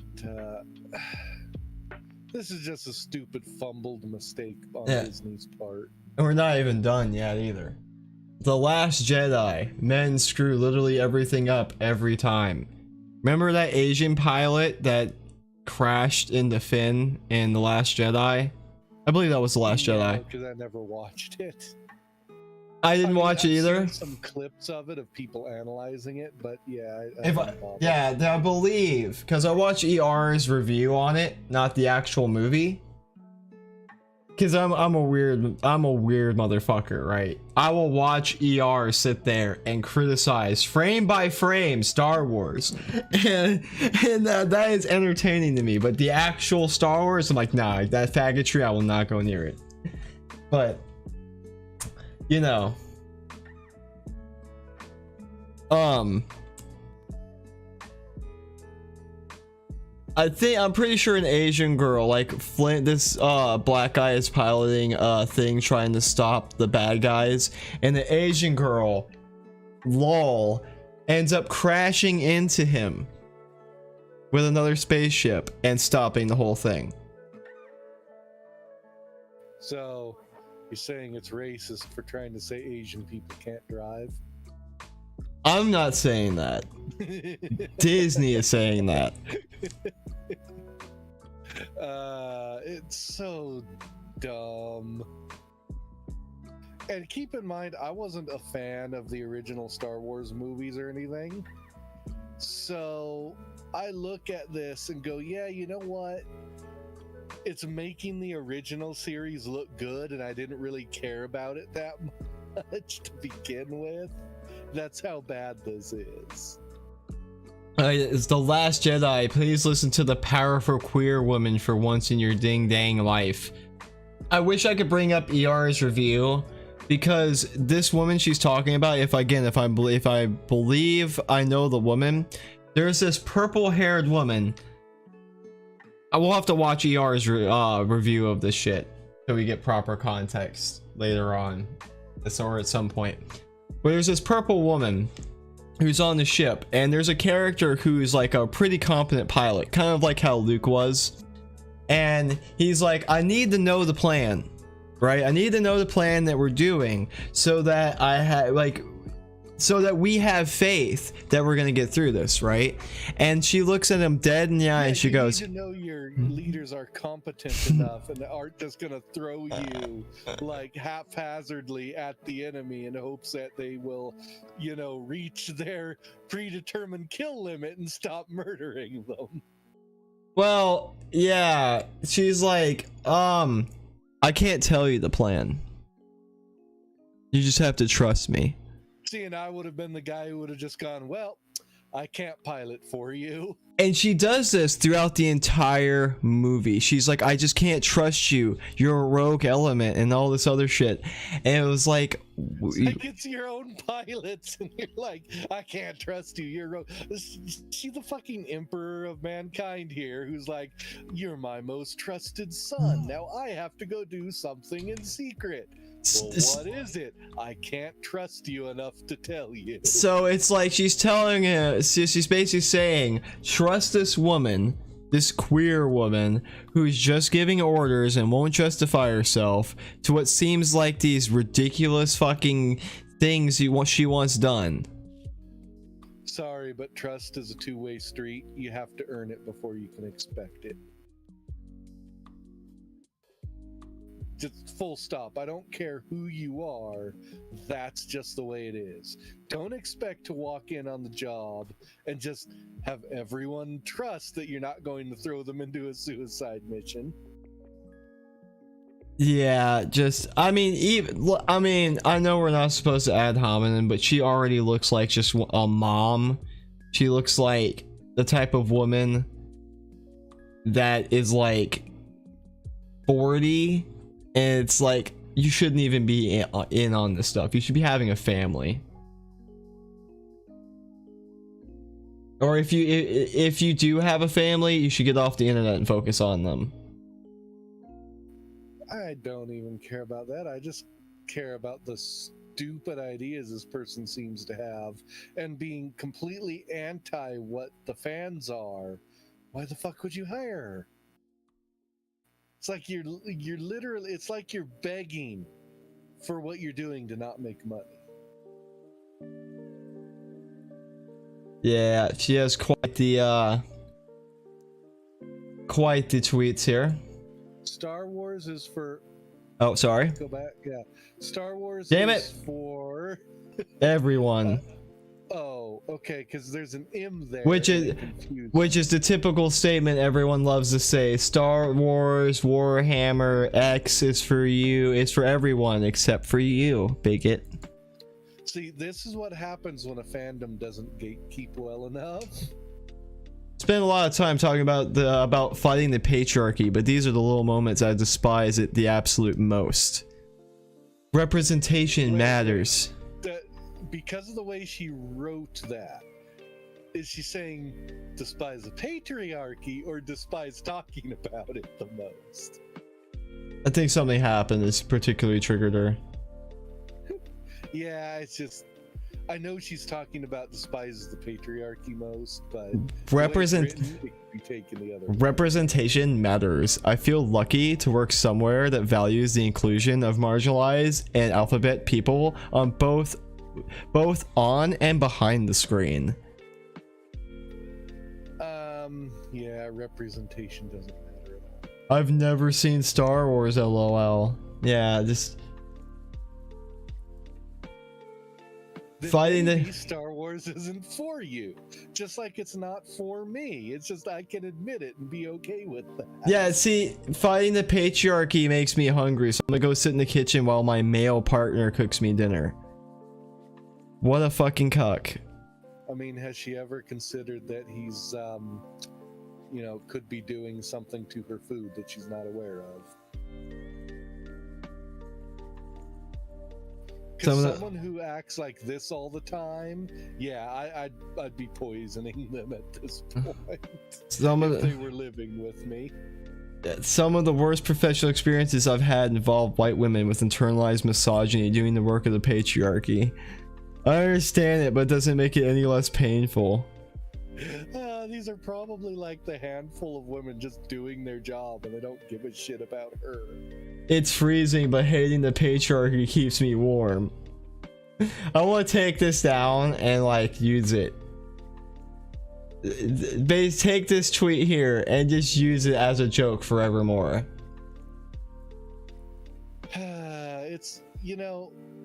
It's like a graveyard keeper with the Inquisitor. He's like, my hate just keeps burning and it's out of control. Even on a cold night, my hate keeps me warm. Yeah. It's like, shit, she's basically acting like an Inquisitor as well. It's like, whoa. You said I'm incorrect? That's heresy. Yeah. It's a special type of stupid. It's a special type of stupid. Or as I like to say, it's a special kind of special. Like, I see these people every day now, more and more, because it's starting. I don't know if the world's descending into chaos, or if it's just unraveling. It's just metastasizing, Dros. Yeah, it might be a good analogy. But it's like every time it's so exhausting seeing these people talk about patriarchy and communism and shit. And they never consider the one thing they tell everyone else. They always tell everyone else, oh, well, maybe you should make your own. Why don't you go fucking make your own? Oh, a few of them have said because they wouldn't sell. I don't just mean no, you misunderstand. I don't just mean make your own movies, because yeah, they won't sell. In fact, what's stupid is you can't even sell them to the people that agree with you, which kind of hints that it's not just your ideology, it's that you're making bad products. But no, why don't you go make your own country? You hate everything about this one. Why not go make your own? Because they want to poison this one. They can't create anything like that. I know. All communism does is tear things apart and leave everyone incredibly poor except for a handful of people at the top. That's what it does every single time. They literally are, in the name of equality, they fight for an ideology that inevitably breeds some of the largest inequality that can exist. Yeah, so this is like just some of what people dug up. This is some of what one person dug up for the people who are writing Kotor. She's the head writer, I believe. Head writer. Yeah, so she'll be the one rewriting Star Wars. And I'm sure these patriarchal, anti-patriarchal views will be kept as far away from the final product as possible, and it won't be laden with super secret dog whistles to her own ideology and her own sense of political beliefs and dumbass worldview. Yeah, oh my god, you know, I kind of want to get like the video of the Ice King from Adventure Time where he goes, "Oh, I'm mocking your worldview," because that does sound pretty good. Yeah, that was the favorite part of Adventure Time, was like the jokes like that. Like he puts the main character in the joke and he's like, "Whoa, I'm marking your worldview." It's then you watch them get mad about you doing it, and you just do the SpongeBob meme with King Atlantis or whatever it is, where he's like, "It's even funnier the second time." Let's see. But yeah, if you had any hope about the Star Wars remake at all. Well, thankfully I didn't, because I haven't even played the first one yet. So I'm not stupid. I'm not a masochist. So I'm not going to buy any of this. And my answer to anyone and everyone is, don't buy any game ever unless you see reviews that you actually trust. Like, find people that review games that you typically agree with their opinions and take their advice. That way you avoid accidentally giving money to companies that have made shitty products or products that you don't like. I just don't know why. I mean, I know why they keep putting these people in, because they think it's more virtuous to let this shit bomb like this than it is to have it succeed under tainted ideology, quote unquote. But it, look, if Disney wants to go broke, I'm completely okay with that. but they're not though. The cable channels are losing money, so they just need to start losing money other places now. Right? Yeah, and then they're just gonna ask for a bailout. And I am a staunch believer in no bailouts. Yeah, but Look, you aren't the one. Look, you have investors, so that when your company dies, the investors simply lose their money. That's what that's the risk of investing. But Whiskey, what they're gonna, okay, this is either gonna go one of two ways. I feel it's gonna go Disney dies and China buys it, right? Or Disney goes to die, right? And the American government goes, we can't let Disney die. It's an American icon. And then they just pump it full of money. No, see, what you do is you declare them dead once they can't pay their debts, and you say all of their IP is now free domain. Have fun.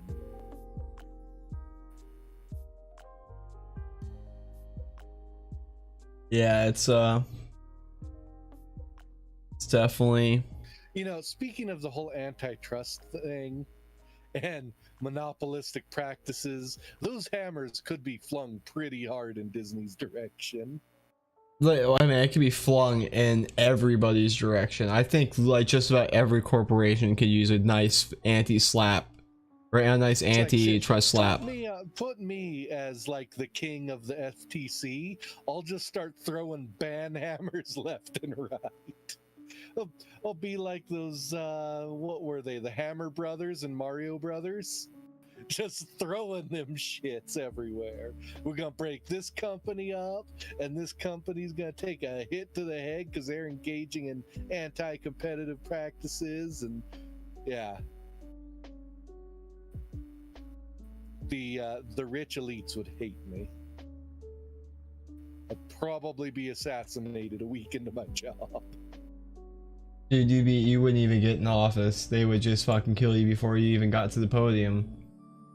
I'm assuming that I fortified my election to it as well as the Democrats did their election. Yeah, boy.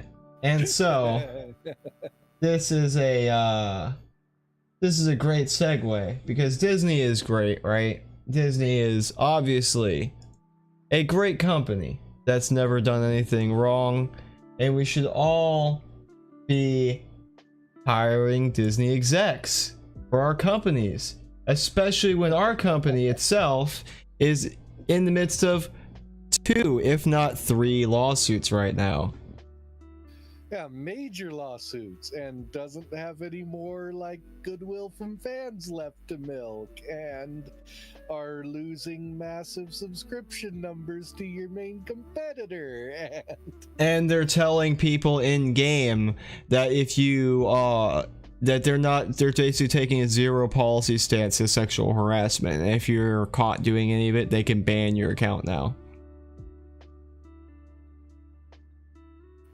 They're gonna ban, like, can't remember the exact thing, but they're gonna crack down more harshly on things that would seem like sexual harassment in Warcraft. Must resist the urge to resub and go to a server with lots of ERP and claim I'm being assaulted by people in the streets doing lewd business. I'll have to dig that up for next time. Look at the exact wording. I may have overshot that a little bit, but you know, it's Blizzard, so it's okay. Activision Blizzard hired a couple executives today, including a former Disney human resource executive as its chief people officer. That hire comes after the California Department of Fair Employment and Housing sued the company for widespread sexual discrimination in August. Julie Hodges, formerly Disney's senior vice president of HR, will become Activision's chief people officer on September 21st. In addition, former Delta Airlines senior vice president Sandeep Dubey, I guess. What a name. That's an amazing name. Will become chief commercial officer on September 27th. 27th. Sandeep Dubey.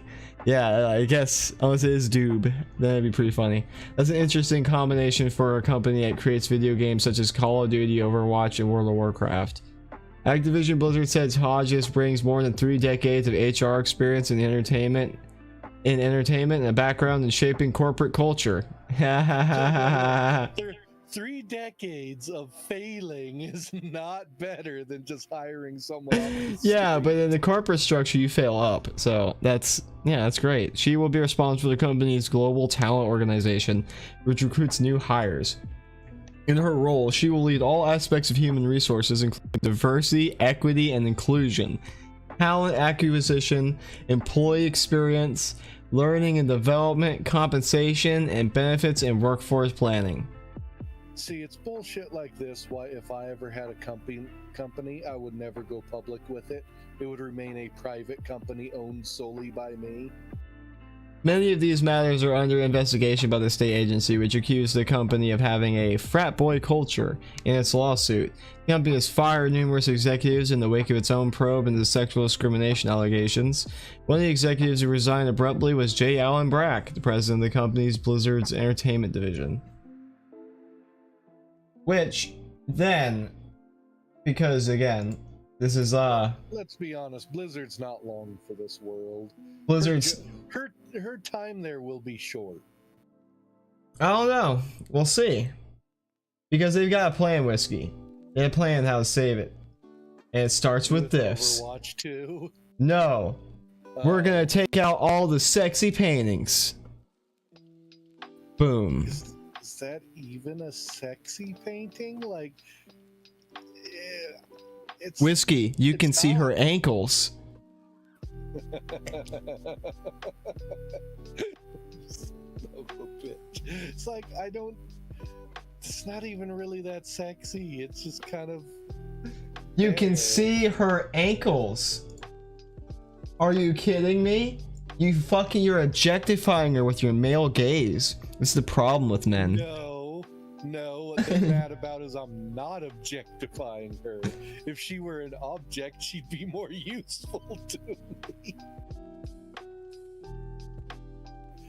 Like, this is something I wouldn't even like look at or give a shit about, and I don't think many people ever have, so why bother changing something? If it ain't broke, don't fucking fix it, just leave it alone. All I can think of when I see this, like, paint me like one of your Warhammer minis. You mean poorly and with the wrong colors. And without primer. Oh fuck. Or like someone, so wait, just leave you gray? Because I don't paint them, I just play them.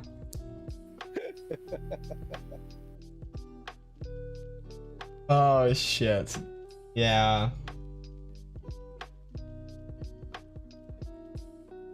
Oh man. So I have another tick. This confirms Blizzard is not long for this world. Add another tick to the growing list of small but nevertheless interesting changes Blizzard's making to this game in the wake of California suing their dumbasses. This time, World of Warcraft developers have altered 2 paintings found in game to remove or reduce sexual elements. Thank God! Oh man, I know, cause like there are people going like, oh my god, I'm so horny that there's a painting here from Burning Crusade. Ugh. Oh, I gotta go rape a Blizzard employee now. I mean, maybe a 13-year-old, if that. But look, go back, because actually, I like how they frame it of interesting tweak. No, it's not really interesting. It's just kind of stupid. Like, don't try and put your opinions on it. It's interesting. They made her a bowl of fruit. What? You know what? There's a couple things that should be pointed out. One, the bowl of fruit is higher definition and better quality art. Two, Yeah, that's so bad. That's a bit fruity. Two, bastard. Two, I believe the fruit is actually much more appealing than the woman. So they need to stop sexually objectifying fruit. I think this whole situation is just bananas. Gross, there's no bananas in that picture. Look, there could have been a pair of them. They could have tried harder. I'll accept that one. Not because there's a pair in there, but because there's multiple oranges. I'm just saying, man. You could, there might have been a few bad ones out of the bunch, but you could have tried. See, I feel like all of your puns there are just rotten to the core. Yeah. Well, yours don't fall too far from the tree. They do roll a long way, though. Shit, yeah. Honestly, I do kind of prefer the fruit picture, though. I'm not gonna lie. He's like, damn. Like, no, seriously, though, the fruit one is actually a better picture. I disagree. They should just high def the woman. Here's what they should do. Just send them an image of your Final Fantasy character with one of your on it. They can use that. They won't take that. And then they'll just put that next to the fruit. See, like that, right? Oh god, she shows side boob. Oh no.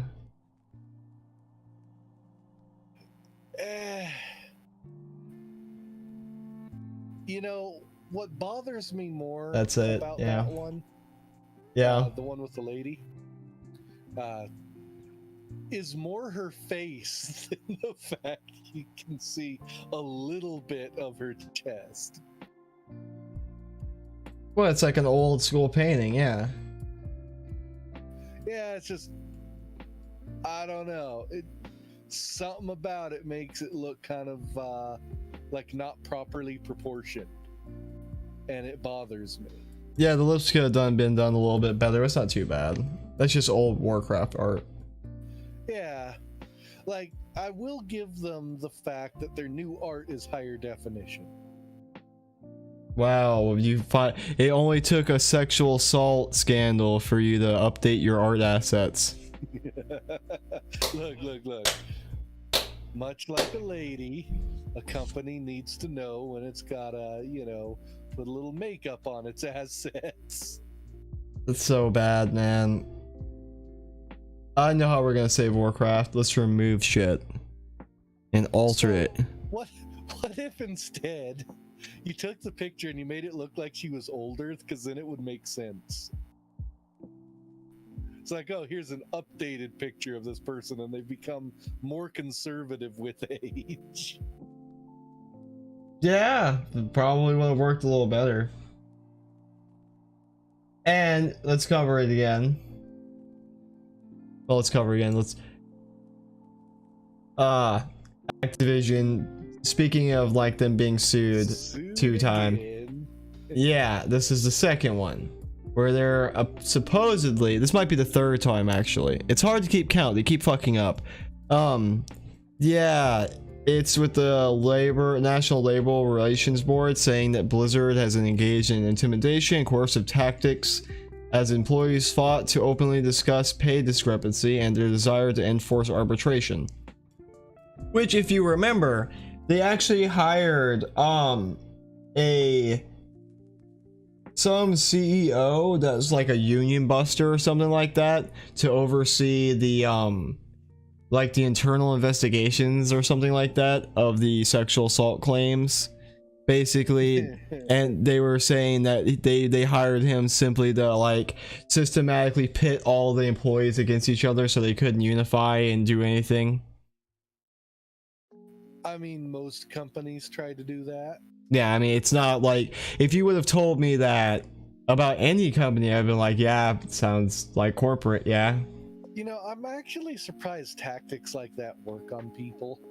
I'm not. And part of it is I am so immune to that kind of thing. It just fathoming the lack of awareness that is required in order to fall prey to some of the tactics they use like that. It just baffles me. Well, it's not only lack of awareness. You can know what they're doing. But you can be put into a psychological situation in which all your knowledge is kind of used against you, and you become your own worst enemy. It's kind of like if you watch police interrogations, the rooms they put you in and the way they sit you and the way they sit and the tactics they use. I wouldn't be too surprised that that's not happening there with that guy, where he sits you in like a closed room where you're in against the corner and he acts like your friend and stuff like this and tries to manipulate you psychologically. And for a lot of people, even if you know what he's doing, you can fall prey to it because your mind's too busy doing overtime on all the psychological shit that's happening to you. So here's what I'd say to that. To anyone who may have trouble with that kind of thing, there's actually a really good YouTube channel called The Homework Guy, and he actually tells you how to go in and basically buy cars and all the bullshit they'll put you through, all the little games they play. So watch a few of those and do the kind of thing you have set in your mind, like when you're going to buy a new car. It's like, yeah, no, I'm not going to believe anything this person says. I'm just going to reassert everything I want, and it's a take it or leave it, and if they don't take it, I leave. Yeah, but like, it's one thing to watch it on YouTube. It's another thing entirely to actually push back on someone in real life, especially when you're not expecting it and stuff like that. No, I agree. It's just, I guess I've always been the person to push back, and I just did not give a shit. Yeah, it's done. It's not a skill everyone has, or a skill everyone's willing to employ in a certain situation. Like, because you're also taught, like you could have like anger issues at work, right? Or previously as you were working when you were younger. So, and you did your best to curb that, like I did. And then someone could push back on you and you want to go that route, but you feel like psychologically you're answering to your baser instinct to get angry at the person, right? And so you let them get away with a little bit more than you would normally. Yes. Well, there's a difference with letting someone get away with a little bit more and letting them like pit you against your employee. But that's the thing though. Employees. That's all it takes though, is that little bit to get in, is my point. Like all it takes, if you're a good psychological manipulator, all you need is the one in, and it's like a screwdriver. You just wedge that one gap until you find you break open another one, and then you can go into another angle. And that, yeah, see, I guess I'm just the kind of person that when you break over another one, that's when you get punched, basically. yeah. Not literally, but figuratively. Like, oh, you've crossed the line again? Nope, that's it. But yeah, that's not the normal for most people. Most people aren't gonna have the emotional or the psychological experience to push back on someone in that situation. Especially, again, Yeah. you also gotta think, sorry, but you also gotta think that a lot of these people are working at Blizzard because they want to work at Blizzard, not because they're getting paid well and all. So they don't want to Correct, yeah. like you have, everything is working against these people when it comes to that. So I can see how it happens. Like it's just divide and conquer. You isolate people in their own little worlds, their own little bubbles, and you can manipulate them so well by just telling them a couple of details that they can't actually confirm on their own. And because you're their boss, and they just, that's all they have to go on, they're gonna believe it. And that's enough for a lot of people. Yeah, it's a fair point. It's just hard to put myself in that kind of position. And, imagine what goes through people's minds in those cases. I mean, it's a lot of things, really. I want to keep my job. I just want to get out of here. Like, I just want to be helpful, things like that. Like, a lot of people who are, like, open communists aren't actual communists. They just want the world to be a better place. They're just stupid and are told, they just believe in a stupid idealistic version of the truth without realizing that reality is a lot more nuanced than it actually is, than it seems at first glance. Like, you can go, oh yeah, of course there shouldn't be any homeless people, right? We need to get people off the streets. But to ignore the fact that a lot of homeless people are there by choice is also counterproductive. Yeah, very counterproductive. As a side note, I've actually known a lot of homeless people. I lived in LA and was friends with quite a few. And it's like, yeah, there are some that are not homeless because of some tragedy. They're homeless because of the bad decisions they keep making, or literally out of choice. I knew one guy who had millions of dollars, but the court deemed him unfit to manage it and gave his brother control of it. And I've met his brother. His brother's a great guy, but for some reason, since he had a falling out with his brother, he refuses to ask for anything. And so he basically lives out of a van, is filthy all the time, and that's just his life. He's homeless because he refuses to even ask his brother to, like, pay rent for him. I mean, I just know, because I've been in places where there's a large homeless population, I've just seen people who are like, I just don't want to stop doing drugs. Yeah, there's that too. But I thought I'd go for the example I knew, where this guy literally made the actual choice to be homeless rather than swallow his pride. Yeah, I mean, I know people that were just like, yeah, I don't want to be homeless because I have to pay rent. I also know, I've seen people who were what I like to call strategically homeless. I know it sounds weird, but like Blizzard employees have been known to do this too. Like people who don't actually get a home, they make their car or somewhere else as livable as possible. Yeah. And then they save what they would for rent money up to like go like get another business somewhere else. Which makes sense, and I almost wouldn't call them homeless. Well, I call it It's not in the sense you usually think of when you think of someone who's homeless. well, that's why I say strategically homeless, because it's like you're homeless, but you have an actual strategy as to why you're homeless. Well, yeah, and you're not typically living the exact same way most homeless people are. It's like how my older sister was for a while. Both her and her husband were working, they just couldn't find a place they could afford to rent. And so they were living out of a camper van. But they found ways to make sure they could get a shower, they had hot meals. You know, it wasn't like they were sleeping on a park bench, is what I'm saying. So, yeah, it's not, there's a lot of reasons people can be homeless.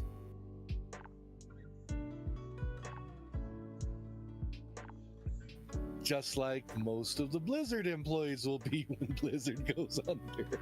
A lot of Blizzard employees are homeless anyways, because like I said, they're like sleeping in their cars and shit because they're not getting paid amazingly. Actually, that's a really common thing with tech companies in California.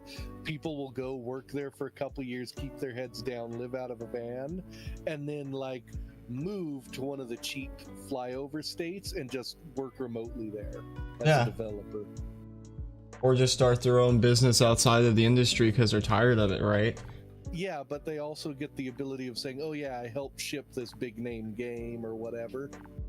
Because I mean, honestly, I remember thinking I always wanted to be a game developer, and then like more and more I saw like it being like popularized, and I'm like, yeah, I know that's gonna go bad. I'm good. Yeah, at one point it was a place for nerds and geeks only, and now it's kind of almost a normie thing. And I'm not talking about just playing, I mean like actually making them. Now it's all marketing and social issues. Yeah. Yeah, that's when really it should be the technical side of it. Because honestly, it's pretty rare you get a game that does something on a technical level that's really interesting and different. yeah. And when you do, everyone just harps it anyway. Like Dark Souls. But even in Dark Souls, it's basically just a tightened up Ocarina of Time. Well, I mean, a good example of someone that found some interesting mechanics was the guy that made DayZ. He found some interesting stuff, and then everyone else made spin-offs of it. Yeah. So it's just you don't find people who are creative enough or have the technical know-how to create stuff like that. And even though many of those types of people work at large companies like, say, Activision, EA, and stuff, they have so little control or freedom to do that kind of thing that they might as well not have the ability.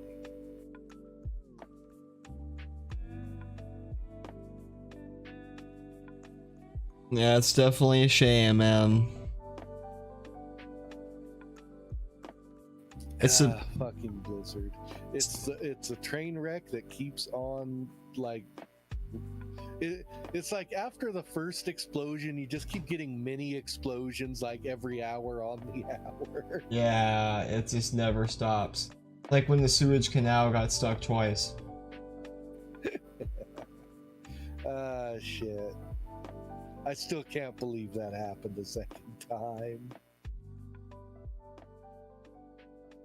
And this will probably close out the night here, because we can bitch about Overwatch.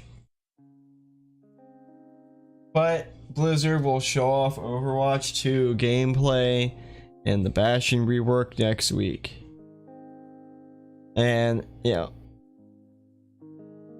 they're gonna have the Overwatch League.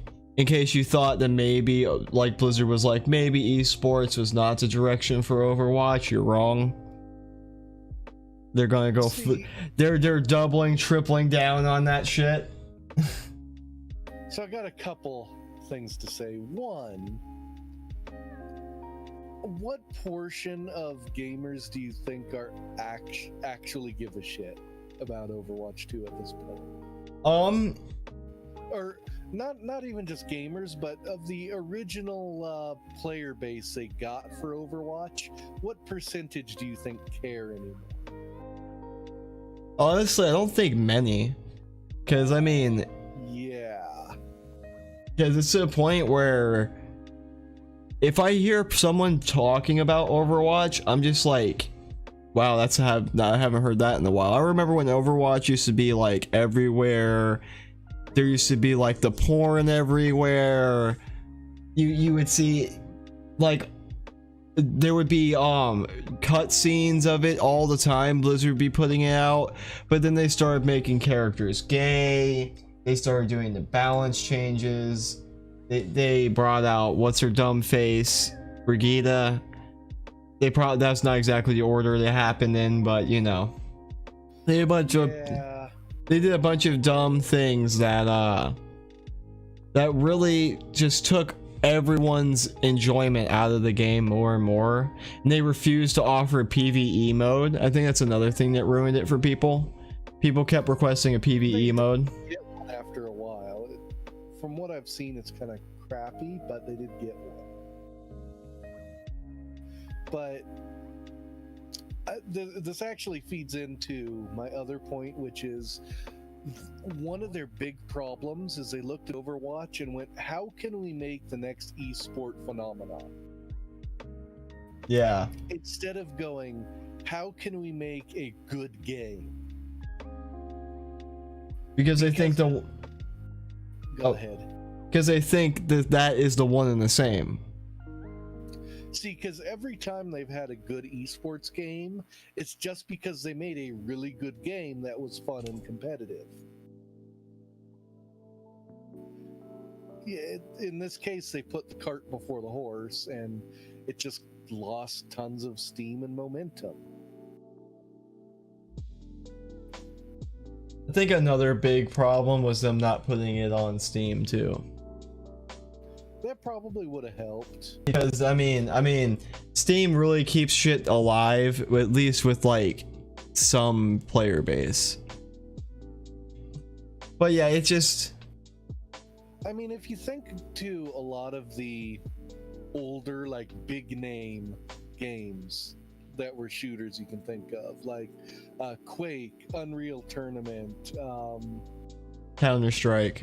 Yeah, Counter-Strike. All of those were a really good game to start with. And they all lended themselves well to tournaments. And Overwatch kind of doesn't. In fact, I would say its ranking system is broken. And the main reason is an individual score can't really be derived from that style of team game, unless with the sole exception of if your entire team only plays together. Then your score isn't your score, though, it's a team score. So I think that's one of the problems they've got, is they took a solo game mentality and tried to apply it to a multiplayer game, and that also damaged it, along with their balance fuckery left and right. Yeah, I think when they started tweaking characters to the point where characters became completely different versions of what they were previously, they just jumped the shark. Then they started adding characters without having the game. Like, first of all, they started Overwatch when they didn't even have the ranking system figured out yet. So like Overwatch is a game that's like constantly in development, TM, and I just don't, people don't like a game that they can't rely on the consistency of. Which is another important thing. If you want an esport, it has to be consistent.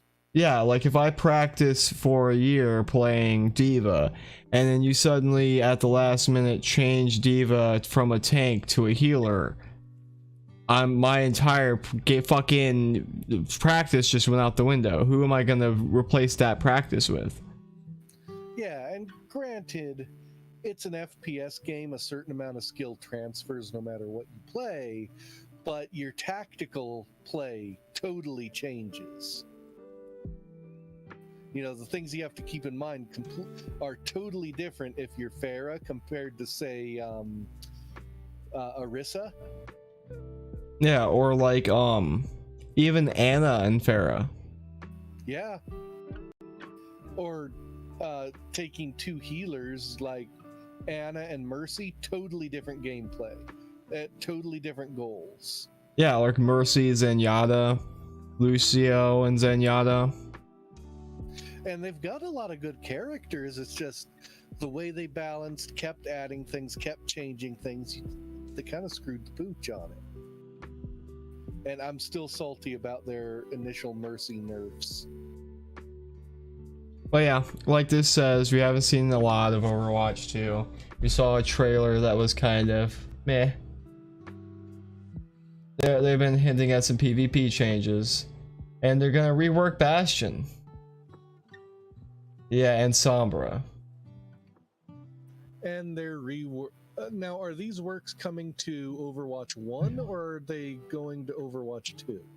From what they said, is that Overwatch 2 will be a free update to Overwatch 1. That's what they said. Which I don't know is if they're dumb, because then it's not really a 2, it's just an expansion. yeah, or it's just an update. Like, why are you going to call it 2? yeah. I could be going with a different thing now, but that was what they said originally. Well, if that's the case, I can only imagine they're labeling it 2 in order to try and be like, hey guys, it's new and improved. Please come back and play it. But yeah, they're gonna give Bastion a passive where he takes 20% damage now in his forms. 20% less damage.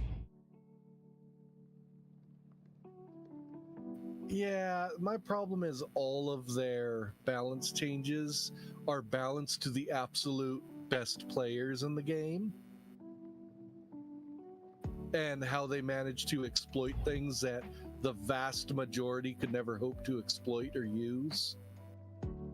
I'm just like, they always do balance changes that are really fucking stupid and they're just annoying. They always buff the most annoying characters.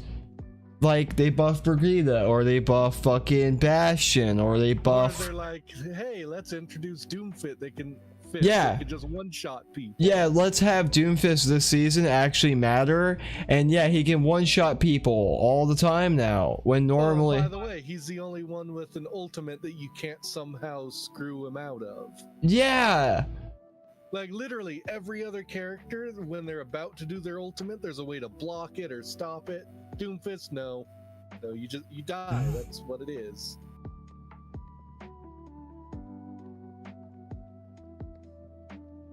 Yeah, I'm not. The other thing they do with balancing is they go way too far in any given direction.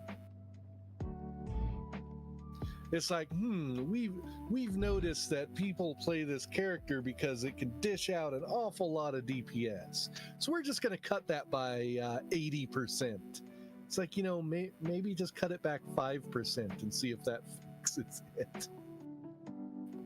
You can always, it's like with arts and crafts. If you have a piece of paper that you need to get cut to a specific size, you can always cut a little more, but once you've cut too much off, you're kind of screwed. It should be small iterative changes, and you should never make those changes in the middle of a season like they are wont to do. Yeah, like they often do, you mean? Like, It's like, oh yeah, season's halfway over. Look at how we've changed 5 of these characters currently played. It's like, and what's even funnier is then What the hell? everyone's like, oh, they changed this character. I need to play this character exclusively for like the next 3 weeks now. yeah, I can understand people wanting to try new characters. Yeah, See, but they want to that's try why, them in rank though. See, that's why quick play should not have any limits on people playing the same characters. Because if it didn't, then everyone, like on both, you'd have like 2 teams of just Doomfist when he came out, which would have been simultaneously stupid and hilarious. Like, I can understand why you would say, okay, you can only have one player being any particular character at a time on either team in ranked, but quick play ostensibly is to practice and fuck around and not play seriously, but you don't give people the tools to do that. Honestly, they should just shut Overwatch down, make a porn studio out of it, save what's little left that's good out of the franchise, and move on. I'm just you know, if Blizzard wanted to capitalize on their current PR, they would take the characters from Overwatch and put them in a porn simulator and sell it as an interactive video game experience for like $300 to buy the thing. They'll make a whole bunch of money from people that are interested in it. Hey, monetize thirst. Yeah. Like, then every time they introduce a new character, they could just say, oh yeah, we've introduced the character into the game, but if you want it in our other game, you have to pay money for it. Yeah. As hilarious as it is, they would probably make more money with that. Yeah, then turning characters gay is actually a feature of your like 18 plus game. Right? It's like you could buy the DLC to like change the preference of a character. Well, no, make that free, but charge for the scenes with other characters. Okay, there we go. Or, you know, just let people buy all of the costumes individually for actual money. We don't get. Hold on. Don't get crazy now. No. I don't mean in the normal game. In the lewd porn version. Yeah. Don't get crazy now, Whiskey. We're trying to make money here. Oh, you'll make money because you're gonna have people buying every single. Yeah. No, I just imagine that the marketing guy is like, whoa. The loot boxes are non-negotiable. As I throw him out the window and continue my spiel. They're non-negotiable. As dumb as it would be, that would probably sell better than Overwatch 2. Probably it would. And it would make more in DLC. I mean, it probably would look bad because you're like a company in the sexual assault thing and you're making a porn game, but hey, you've already shown how well you're good at like making bad decisions. Just commit to that road. If you've hit rock bottom, what's the harm in, you know, like taking a jackhammer and making it a little bit lower? Yeah, you're already on the road of bad decisions. You might as well take the detour and go down the full route, right? Yeah, you might as well embrace the horrible things you've done, the horrible culture. Just be like, you know what? We're just gonna revel in it at this point. Yeah, it's like the hilarious thing is if they just accepted it, they could monetize it. In a better world, you could be like, what, like, how would you do this? Be like,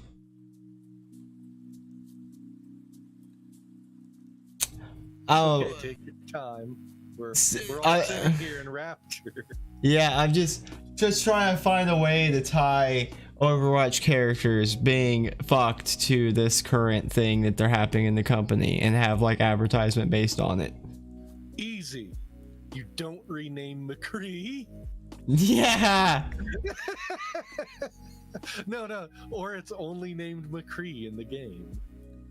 The porn version of the game. Yeah, but I just wanted to make like some line about how like we treat our employees better than the porn actors or something. I don't know. I had something. That's probably a lie, to be honest. Yeah. Like I can imagine Blizzard being more of a slave driver than some of the pornography companies. I told you, Amber. Historically, do some pretty bad shit. I come at Bobby Kotick's down there. I told you, Amber. I wanted you to squirt. Do it again. And this time, if you don't do it, I'm getting someone to replace you, and she's gonna be diverse. Shit. So, this is it's just stupid. The fact we can come up with something incredibly ridiculous that's going to work better than anything they've come up with so far. And all we did is spitball a stupid idea. Shows you how bad this is. Yeah, I mean, you can say this about the game industry as a whole, though.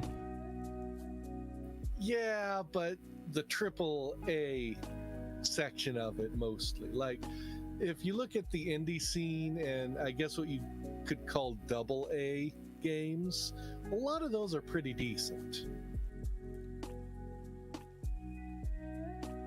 Granted, they are recycling ideas faster than the AAA industry, so there's a lot of garbage, but you can find good games.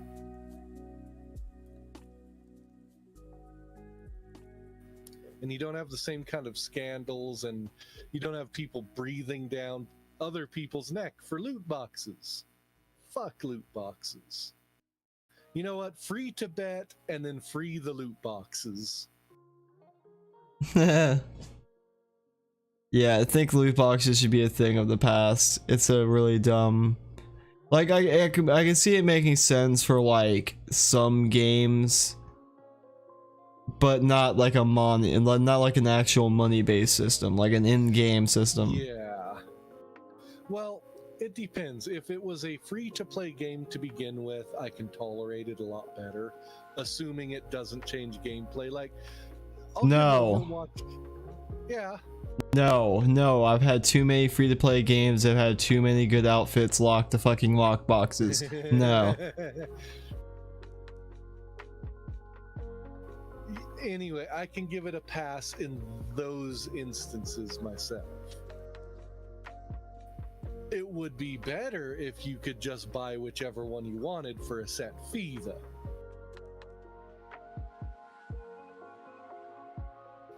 They don't need to introduce gambling into games. I just wish more people would have gone to a lot of these companies or to a lot of these games that introduce stuff like that and just went, you know what? I don't like this, so I'm not going to spend my money there. Because if people didn't spend money on the shit, these companies wouldn't have done it.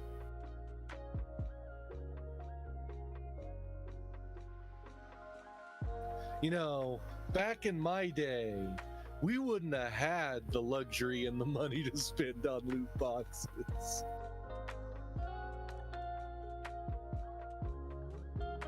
Buy the game once and then play it, and that's what you had. And if you were lucky, in a year or two, you'd pick up an expansion for it for like $30. Fuck, I played in the era where they didn't even have updates. And if you were really lucky, the expansion would fix some of those bugs that got shipped with the game. It's actually interesting. I found out there are some games that are pretty old that developers actually did put updates out for. It's just at the time, a lot of people couldn't get it. Because dial-up internet was not very good for that kind of thing. I remember hearing a story of a developer that did that for like Nintendo games. Yeah. I forget what game it was. I'd have to look it up again. And it's a game I've got but haven't played. And basically, the developer has kept updating it and fixing problems with it to this day. And it came out in like the early 2000s, like in 2001. And I mean, they don't work heavily on it. They've done other stuff, but they still occasionally go back and fix bugs. That's commendable in my opinion. It's like almost 20 years later and you're going back to fix some of the shit that you knew you got wrong but didn't have the time or money to fix back then. I appreciate that. Shout out to developers or Terraria. Are they still updating that one? Yeah, basically. They keep saying it's like the final update, but like they said that like 8 years ago. Like I mean, what's probably happening is they're like, okay, this is probably the last one. We're out of ideas. We can't do. And then like after they ship it, someone's like, you know what would be cool? Because I know they were gonna make Terraria 2, but it basically fell through. So they probably rolled like the majority of those ideas back into Terraria. Yeah, I mean, it used to be when you came out with a game, all the ideas you either didn't have the money for or the time for or whatever that were good ideas got set aside for the sequel. Or possibly expansion. So, I mean, in a way, you almost don't need a sequel anymore if all you wanted to do was add something to the original. But how then do I not make the most money? I mean, you can still make money, you just make it a DLC pack. Yeah, but I can charge more reliably for a new product. Yeah, but we're talking about good developers. Good developer, bad marketing. I don't have problems with DLC per se. It's more microtransactions. I like a good DLC that's like, $20-30, but it gives me a bunch of extra stuff to do. That's cool. But like hell am I gonna spend like $1 here, $5 there? No, it's not gonna happen.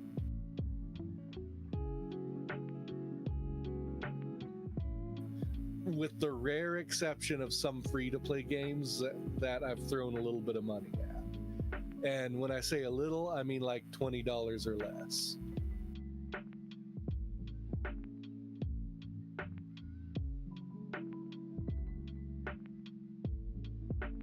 Anyway, that's my rant.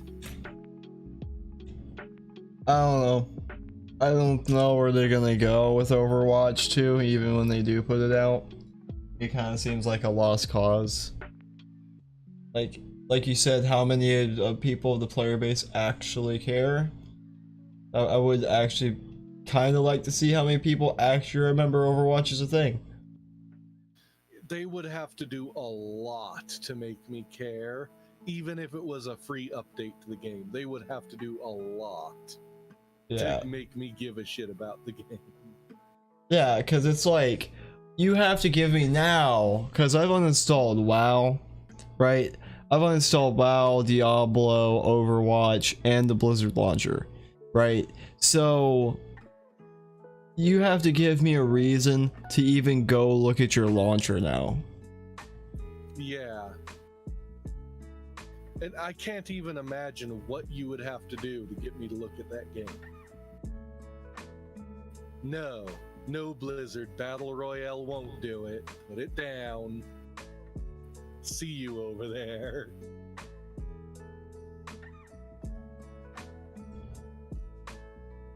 Like, can you think of anything that might pique your interest in Overwatch itself? Like, any kind of game mode or gimmick or something that could work for you?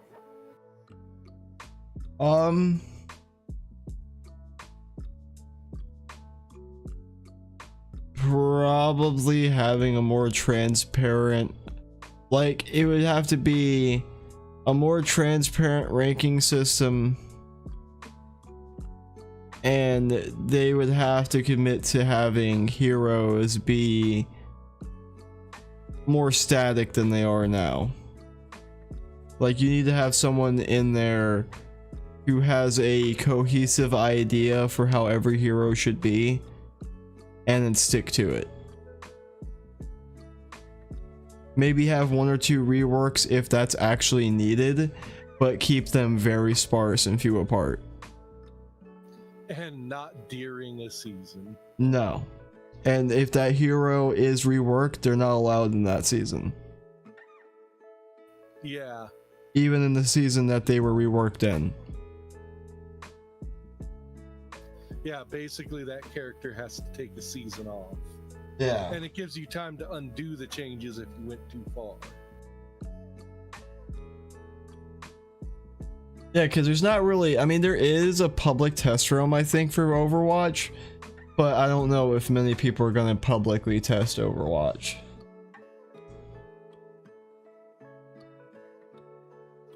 You know what game modes I kind of miss from multiplayer games? What's up? I was thinking of the first Unreal tournament, the capture the flag and domination matches. Yeah. Those could get pretty entertaining. I just miss Infection.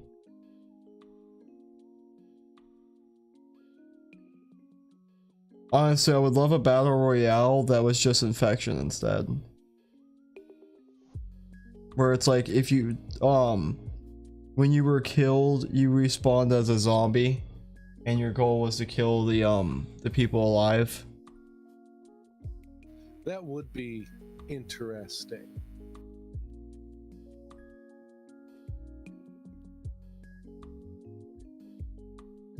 Yeah, I could see that potentially working. Yeah, that way you can actually create like a dual leaderboard type thing, where you have like the survivors and the and then you're gonna and have the people that are undead, like trying to die right at the beginning so they can do their best on the other side. Yeah, because it would just like, it would encourage people to go, like, people like to drop into the into like the shotgun fights right at the beginning of the game and die right away. You wouldn't just go right back to the lobby and have to rematch. Yeah. Yeah, you'd actually be still interacting, and you might get a chance to come back and kill the bastard that got you.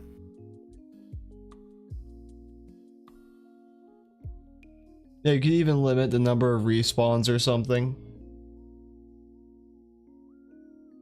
I don't know, it'd be kind of interesting. Like, imagine Fortnite where you have, let's say 3 or 4 people towards the end, but then you have like 50 zombies still. So not only are they trying to kill each other, they're trying to fight off the zombies. So it might end up being just which one of them doesn't get murdered first by the zombies.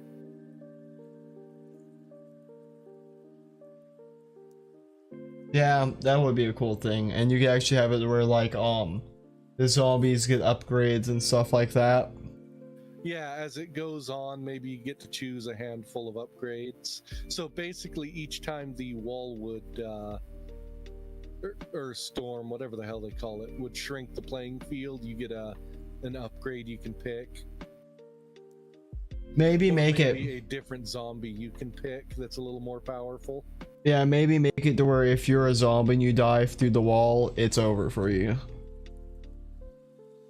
Well, I figured the zombies would be spawning on the outside of the wall.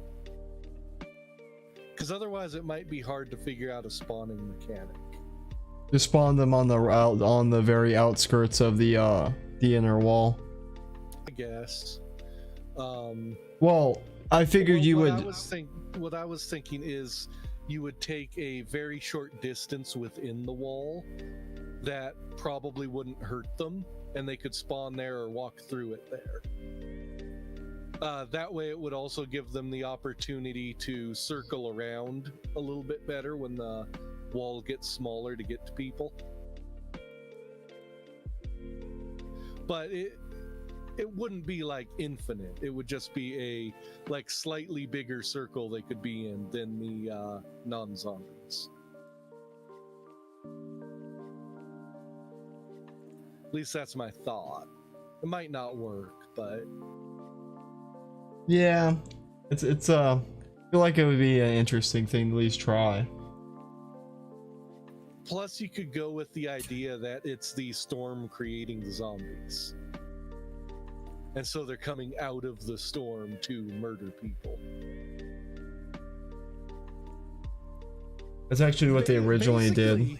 Yeah, I was gonna say, basically you combine the original idea with their current idea. You know, the original idea they abandon, but you could still pay for. Yeah, I still have a copy of that. That's so stupid, and they never updated it, have they? Well, they update it with events and stuff, but like, it's not got like an amazing amount of people playing it. Like, yeah, it basically time locked it in development from ever developing into anything amazing, because now it's just a when I bought Fortnite, I thought it was going to be like an open world survival, like build your own base survival thing, and it turned out to be like level based and stuff, and it was like and it never evolved from that because of Battle Royale taking off. Yeah, it's a little disappointing that they just totally abandoned the part they made people pay for. We didn't totally abandon it, but it'll never be anything more than what it is now. Yeah, I would say effectively abandoned, because didn't they have a bunch of planned features they never did? I can't remember now, because it came out in early access.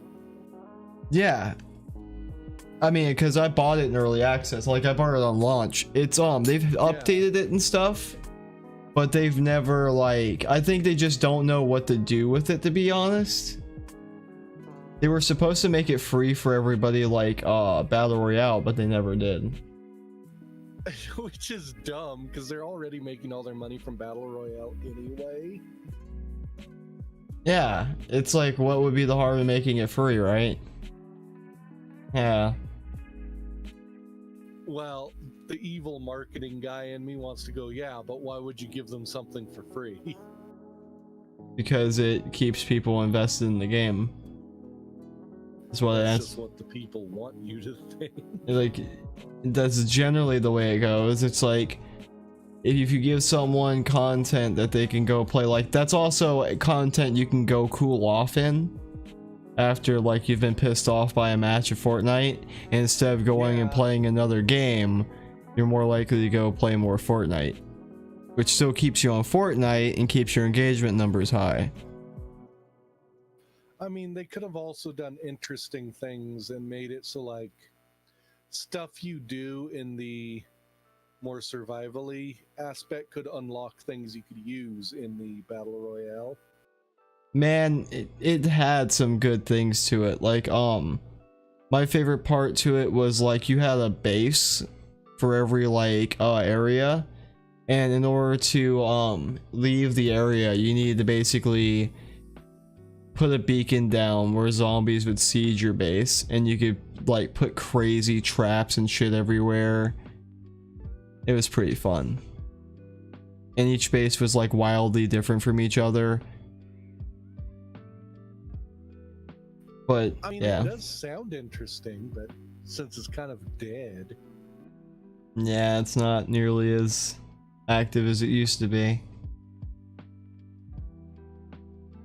I mean, I can't blame. The only thing you can carry over is when you play that game, you actually get V-Bucks or whatever it is for like logging in every day. Cosmetics. Yeah, so you do get free cosmetics for logging in essentially.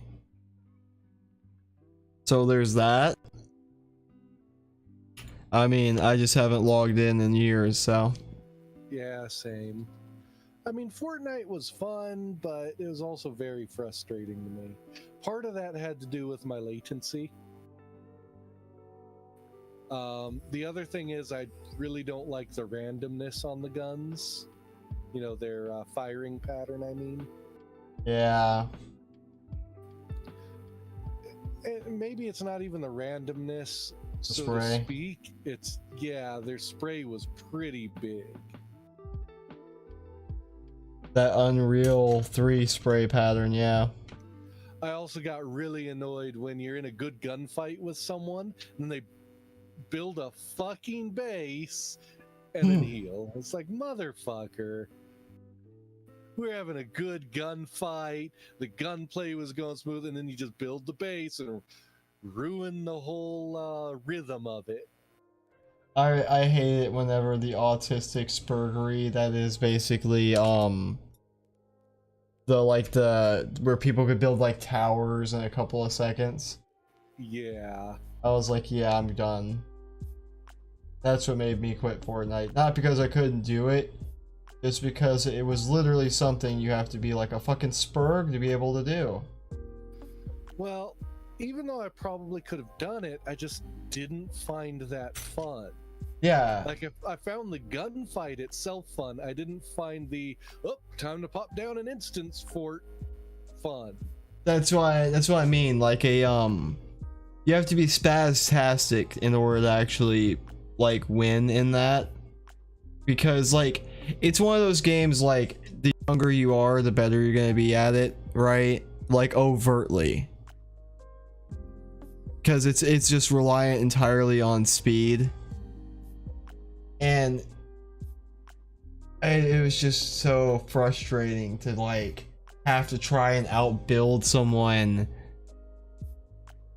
and I was just like, no, I'm good. See, I don't find that entertaining myself. I liked not even if I could outbuild literally everyone and I found it easy to do, I still wouldn't really like the gameplay of it because it interrupts the actual fight yeah, for me. maybe I'm just too old to do it. I liked it the best whenever we were doing like big team battles and we would have like an actual base, and then you like people were firing rockets and shit into each other's forts. That was fun. That was pretty fun. I remember when they put in the fucking guided rocket launcher, and I built a house with a window. The rocket launcher only mode was so fucking entertaining. Yeah, I built a house and shot mine out the window and killed like 20 people from the house. It's like just a SAM site.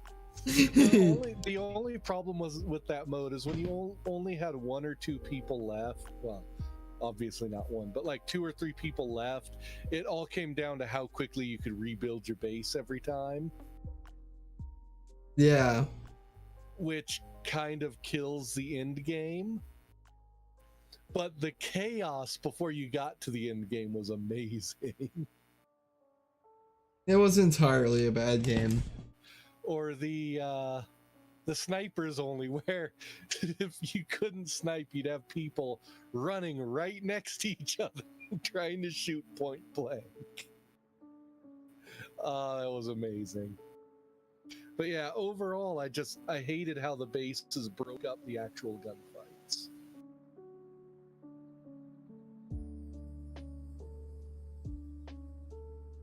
I should have done that to begin with. Shut down the stream. Not shut down the stream, but shut down the window.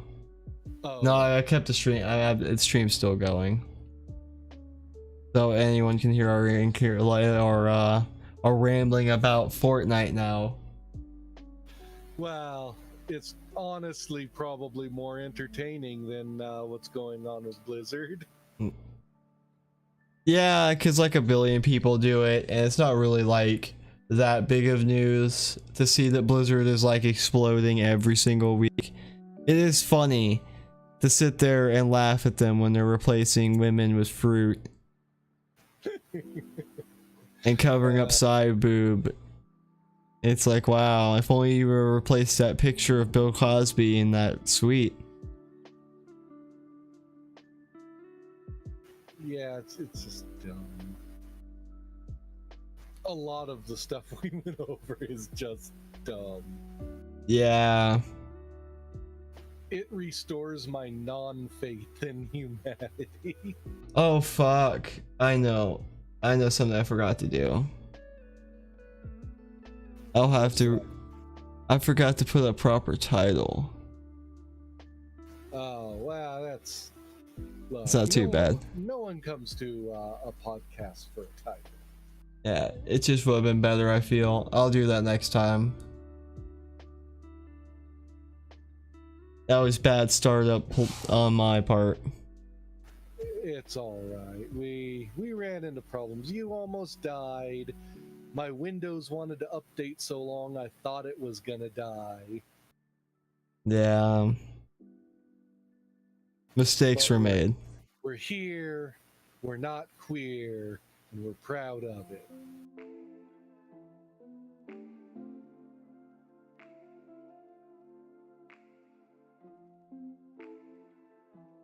I got nothing else. Yeah. Cut it, damn it. Yeah. Good night, everybody. We don't want to end up the same kind of train wreck as Blizzard.